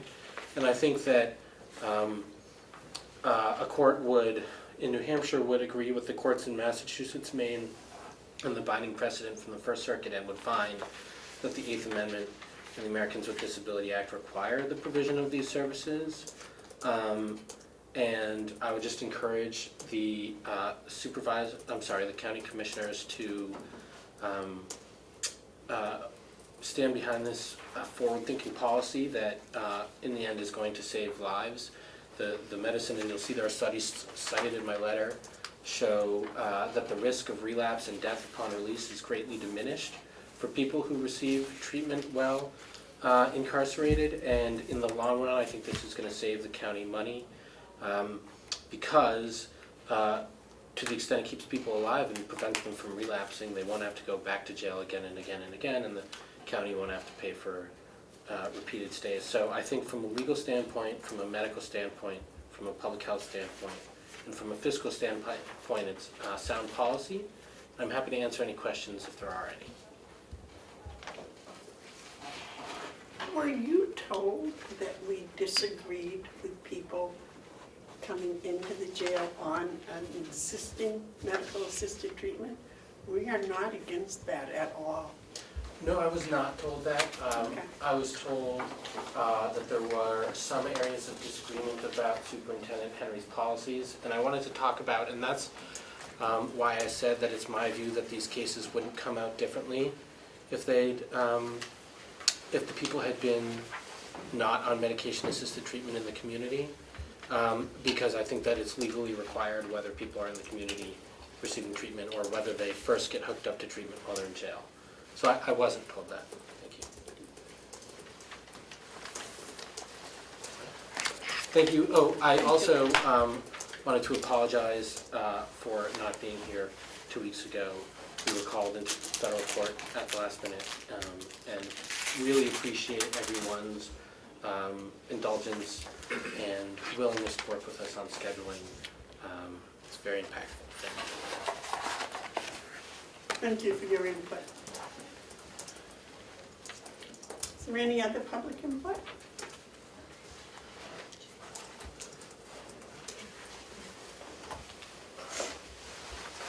Hi. Hi, would you state your name and the town you're from, please? My name is Jason Garrett, and I'm from Carroll County. Town? Conway. Make yourself at home. Yeah, great. Yes, sir. So, I've been reading the paper a lot lately, and seeing a lot of discussion going on with the MAT for the jails. So, I've been in and out of jail and prison since I was 17. I've done many stays at Carroll County's jail due to, substance abuse issues. Obviously, my own choices as well. You can't really use it as an excuse. Through all these incarcerations, I've never had the option of programming or MAT, which kind of hasn't really worked very well for me. I just was released from the prison about 2 years ago now, and for the first time ever, I actually followed up with an MAT and was prescribed Suboxone. And for the first time ever in my, adult life, I'm actually doing really well. I'm a recovery coach with the Carroll County Supports Recovery Coalition. I have a great job at a hotel. I have great connections with my families, and it's due to that. If I had the option of being into an MAT, probably the first time I was incarcerated and had that help with my addictions, my trouble would have stopped at that point. The success I have today due to that is proof of that. There's so many people that I know who have gotten released from the jail here, the prison, other jails in other counties throughout New Hampshire, who get out, hadn't had any type of treatment, didn't get the option of an MAT, who are now dead because they get out and they just go back to those same ways. It's one of those things that would really benefit people when they go into the jail and then come back out. The whole point of the jail is for rehabilitation. It's not really a punishment. It's not meant to, become a revolving door. Most people who get locked up have a substance use, disorder that they've been struggling with for most of their life. The ones that do come out and end up in an MAT end up doing very well. So why wouldn't the county want to start that before they're released? Walmart, a prescription of Suboxone for somebody who doesn't have insurance, it's a little over $7 for a strip, which is, that's what it is. They don't come in pills. So $7 a day isn't very much money to help somebody who's trying to fix their life, who had a run-in with the law, do better. And once again, without that, if I hadn't have gotten into the program I'm in and prescribed that, I'd either be dead or I'd be back in prison. No doubt about it. It's been a revolving cycle, like I said, my whole life, unfortunately. But now, like I said, I'm a recovery coach. I'm in college for addiction studies. Now I'm trying to help other people stop their issues before they make the same mistakes I did and have to do, a long period of time away from their family, their kids. So I would really urge you guys to really think about that. That I know you guys have to make sure, there's no increase in money and you do the right thing for the county. But you gotta think too, these people who go into the jail with these substance use disorders and they get back out and they reoffend, who are they hurting? They're hurting their families and they're hurting the citizens of our county. Did you enroll in the MAT program before or after you came out of it? Unfortunately for me, they didn't have the MAT program when I was released. So I got out and I relapsed, meaning that I started to use again. I caught myself, and I got 2 kids, so I caught myself due to that, and I had to really think about my choices at that point. Do I want to go back to prison, or do I want to succeed and have my kids be proud of me? In doing that, that was my option.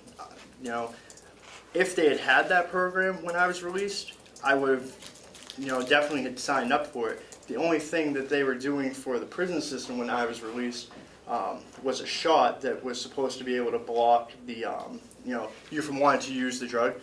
But 6 different people I know from prison got that shot before they were released, and I read their obituary within a week after their release. Was that from the New Hampshire State Prison? Yes. What was the date of that? It was a long time ago now. You said 2 years. It's right? been about 2 years since I was released, so. How long have you been on the Suboxone program? About 1.5 years. Because unfortunately, there's a long list when you go to these programs. So I had to actually wait 3 months to get prescribed this medication to help me, sustain a normal life. Because there's just there's just a high demand for it because so many people have this disease. When are you, when does your program say you're going to be on the I Suboxone? should be done with the Suboxone in, I think I got maybe 3-4 months left. And that's due to, unfortunately, I had a hiccup within the process of it. So what happens is if you, so I didn't realize that you also need to have treatment, like you guys now have, I think it's called the Trust Program with the jail. So now you have your inmates that are also getting into that, and they're learning how to stop themselves and how to change their behaviors, and they're learning how to cope with it, coping skills through that program. I didn't have any of that, so I thought that if I just went and got on Suboxone, it would, cure me ultimately. Well, that's not the case. You have to put in the work as well with that program. Your doctor didn't explain that to you? Unfortunately, I kind of yucked her to death. I was really scared at the time when I went through all of my stuff. I was facing a lot of different emotions that I never felt before. I've been doing drugs since I was literally 13. That's not an exaggeration. So I didn't know how to act really, I got clean in prison. That's the longest I've ever been clean besides now. Oh, from abstinence? Somewhat. I mean, there's drugs in prison. You know, unfortunately, there's more drugs in prison than there are in some communities. So it wasn't 100% that way. I would use, you know, here and there, sometimes for long distances of times, you know, because it's a really messed up disease. I can't really explain it, but you know, that's how it works with that disease. You can't help yourself. So actually, your doctor, when she put you on an MAT program, it just consisted of the Suboxone? They did at first, and then I went in on my own and I brought up the fact that I wasn't feeling 100% good with it, you know, that I felt like I may relapse, and then I started to do, you know, counseling, which has been a great success. The wonderful people at the collision I worked for took a chance on me, so I've been learning a lot about how the whole process works. That's my career path. At some point in time, you know, I will be doing that for work. So as I was learning what I needed to do for myself with that medication, I was putting it into play with myself, which was great because it helped me learn a lot of different skills from doing that. But you can't just have the treatment for somebody who's really, you know, has that disease without the other one. It really is a need with the both. You know, and as long as there's a process within the jail to figure out who really needs it and who doesn't, because some people don't need it, obviously, you know, it really will help people. It will also save lives. You know, it will probably drop our crime rate significantly, because, you know, most of the crimes are due to that in our area. Okay, so you have been on Suboxone for approximately 20 months, 18 months? About, yeah. Okay, with no relapse? I didn't relapse, I almost did, so with no relapse. But everybody's different too, you know. Some people will require that treatment for, you know, 2 years, and some people require it for 1 year. It all depends on the person. Every single person's recovery is different from, you know, the next person's. There's no one-size-fit approach for this. That everybody's different. It depends how long they've been using for, what they were using, you know. There's a lot that rides on it, but allowing them to have access to that, if they should need it, prior to being released, will give them that jump start.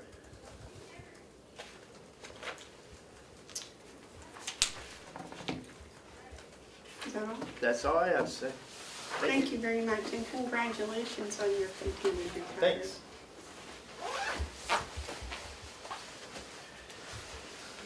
Is there any other public input? I thought you already gave up your 2 minutes. I did, taking it back real quick.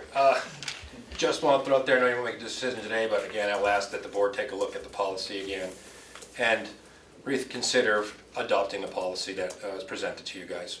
After hearing everything that was here today, I think you have a better understanding of why it's so important.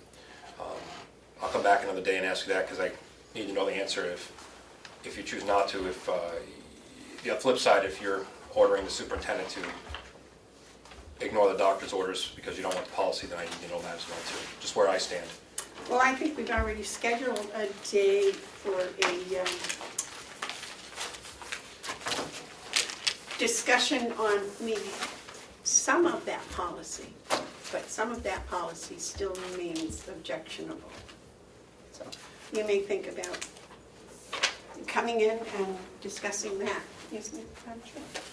If it would be acceptable, that I give these policies that we have for Superintendent Henry to look at to see if he would object to either one of these? I haven't seen those, have I? Are those ones the email? Yeah, sort of. Yeah, I just asked, does it, in that policy, does it exclude induction MAT?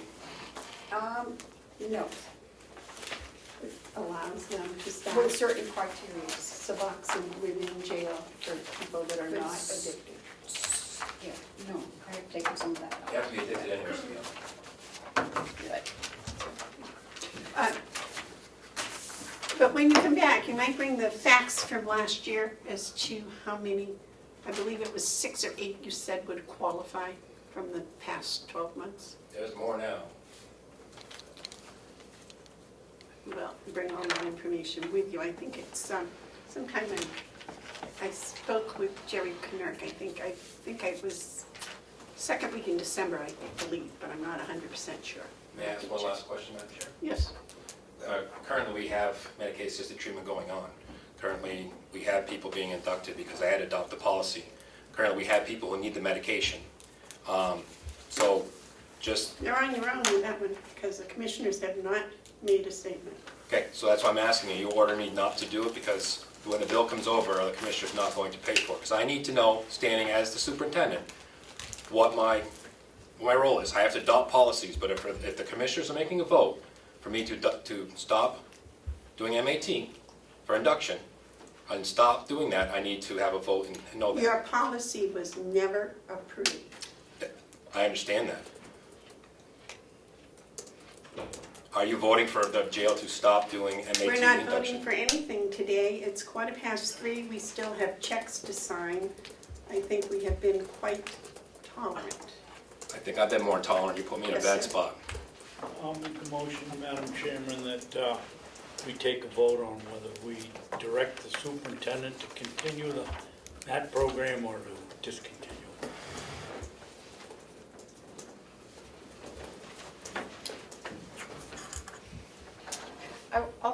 I'll second just for discussion, because I have a couple of questions, is that okay?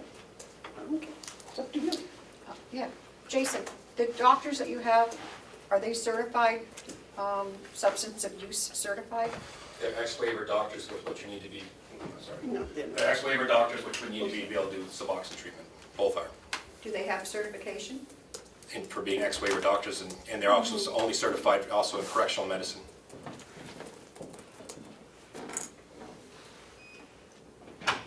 Hey, keep in mind that they're also in 5 jails doing the same thing.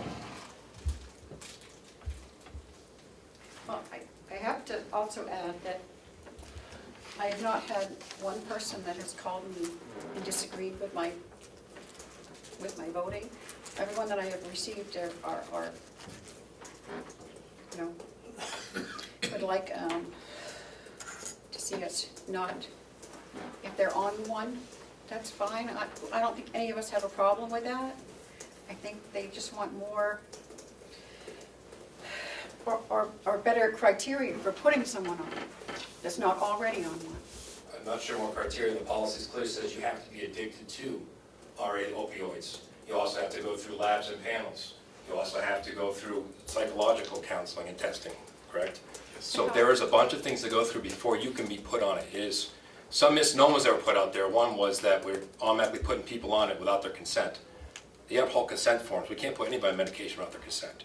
There was misnomers out there that they're getting needles. We don't give out needles. That was out there. What's the time frame from the time that they're incarcerated till you go through all this and they're going without this drug? Well, if they come in and need it, the doctors come in and they'll do assessment. We do it as quick as we can. They do their assessment. How long do you think it takes, Jim? For the assessment itself, it would be 20 minutes. 20-minute assessment. The doctors have to read it over. They have to go find their background. If they've been using illicit drugs, there's a whole protocol to go through, which is in that policy. There's urine screening. Urine screening, tox screening. It's not just going on. You can get the tox screening in 20 minutes. You're doing better than I. We actually have cups that you could read in 5 minutes from a reputable pharmaceutical biotech company. So we can do a rapid screening and identify substances in as early as 5 minutes. That does not declare a history. That just declares a one-time use. Correct. Right, which is why there's also a biopsychosocial assessment to determine if people meet the diagnostic criteria as set out by the APA and the DSM-5. And individuals have to meet criteria for a moderate to severe opioid use disorder in order to qualify for MAT treatment.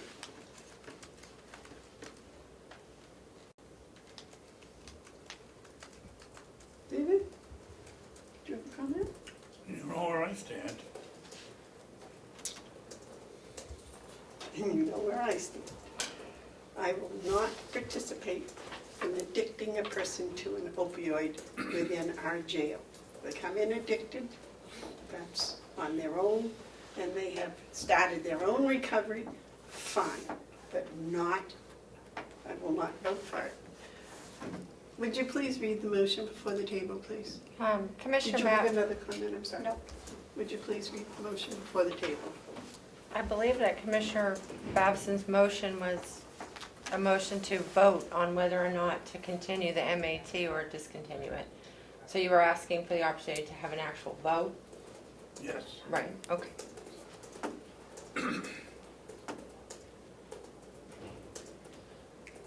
So, It wasn't to approve it or disapprove it, it was just the opportunity to have another motion to take a to vote. vote on it, is that? To vote whether we support the program or not. See, that's different. What she read and what you just said are two different things, so you two need to get that straight. Because, My motion was to take I made a motion to vote on On- whether we were going to have the MAT program at the jail or not, okay, or something similar to that. okay. So the motion is just to vote or not. Vote on whether we're gonna tell Superintendent Henry that to stop the program or have the program. So you're gonna have to make a decision, and it looks like you've already made it, so.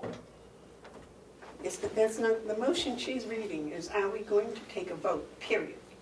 Right, you're not, But you want to say I either- said in my motion that I made a motion to vote on whether to continue the program that we're having at the jail now, as small as it is, or whether we tell Mr. Henry to discontinue it. Okay, so make it one statement or the other. Yes. Make it one statement or the other. We're And gonna, how can you vote, how can you not vote on two choices? If you're gonna select them, we're gonna draw straws, Well, we're gonna no, vote on it. either you make the motion to continue, or we make the motion to not continue. Okay. I'll make the but I always motion, appreciate the affirmative. Right. I'll make the motion that we continue. The MAT program at the county jail. Yes. All right, Chair, may I ask another question before we vote? Hasn't been seconded. Okay. Jason, so what actually are you doing now? Are you doing ones that are already on a program, or are you doing everyone? Both induction and coming in on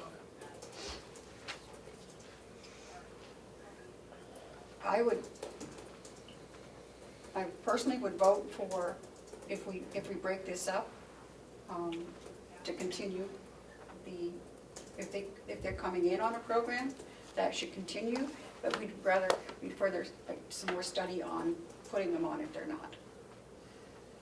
I don't want to tell him he can't do it to people that are already on a program before they're incarcerated. Well, then you and David have to come up with a motion. David's motion is to continue what they're doing, which Which is Superintendent Henry says is everything. Continuing if they're on it when they get there, and introducing it to them if they're not. I won't vote for that. Is that what your statement was? Yes. So, It fails for a second, is that, it didn't get a. no, what he's doing is he's changed his original motion to that, if that's possible.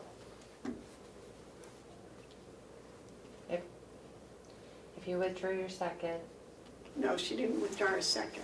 We right, had the second for discussion, but David is saying, what is his original, what you had written down is his original motion was confusing to me, so I asked him to clarify, which he just did, saying that he made the motion to continue what Superintendent Henry is doing now with the MAT to program. continue the MAP program at the county jail.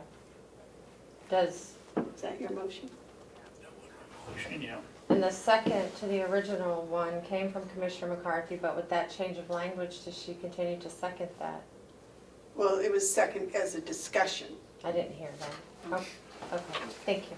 And then we have the discussion. Okay, And now if you'll read the motion, we'll take a vote. to continue the MAT program at the county jail. Is that what you want? Yeah. All those in favor say aye. Aye. Those opposed say no. No.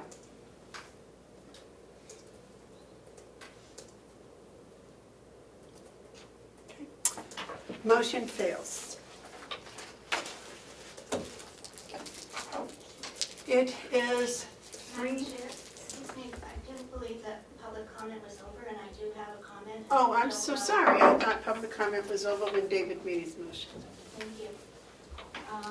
It's very unfortunate. Would Okay. you state your I name am and- Susan Ticehurst. I am here as an individual and not in any official capacity whatsoever. I'm a resident of Tamworth. Thank you, Madam Chair. Three things. One is that I believe that whether there is one person who needs this or a whole room full of people who need this kind of doctor-prescribed treatment for a medical condition that is likely to save their lives, it matters not. The decision needs to be made whether it saves one life or saves a room full of people on ethical grounds. Second, I've been trying very, very, very hard to understand what the objections of the commissioners are. Looked at a lot of things, I've asked a lot of questions. I'd like to see the rest of my time to Jim Stoddard because he explained to me why putting someone on this medically assisted treatment is not the same as putting them on something that's going to turn them into an addict. And he can do it better than I can.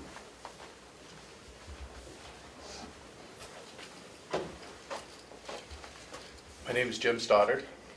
I am not a resident of Carroll County, but I am program director at the county jail in Ossipee. And I think that there's a lot of misconception around Suboxone and getting people addicted to it, right? Addiction is not only a kind of a biochemical process where there's tolerance and withdrawal, there's also a number of behavioral criteria, according to the DSM, that determine the severity of someone's addiction. So when people come in off the streets and they have a history of using opioids illicitly, they are addicted.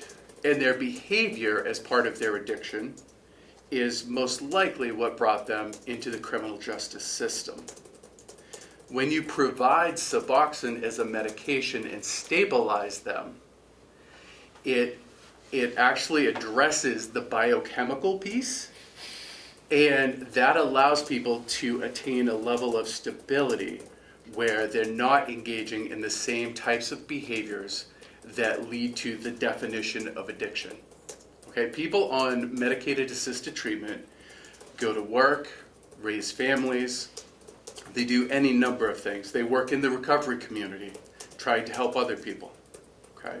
There is a tremendous difference between the criteria for addiction and treatment. And people do not get put on medication unless they meet the criteria for addiction already. So you're not making somebody addicted. They're already addicted. What you're doing is you're treating the addiction. And as I've been watching this unfold, I am struck by the thinking that in our facility, people are supportive of getting people the help that they already have, but not helping people that need it. Right? And that's the difference in those policies. Because if you're saying that the people that have already tapped into help, oh, we'll help them and we'll continue to help them. But the people that come in that already haven't gotten helped in the community, we're not going to help them. That makes no sense to me. And I hope that somebody can clarify why there's a distinction there. Because those are the very people that the statistics that you'll read about are at an increased risk for dying upon release. It's not the people that are already tapped into help. It's the people that haven't been helped. And when we see people come into the system, oftentimes we are the first point of help that they have tapped into because they haven't been to the doctor. They haven't been to the mental health clinic. They have been living homeless on the streets. They've been engaging in their addiction, and they've been engaging in behavior that leads them to being incarcerated. And we are the first opportunity they have for help. So I'm hoping that people will understand that our role is to help those people that come into our facility and not just turn them away because they already didn't have help before. Thank you. Is there any more public input?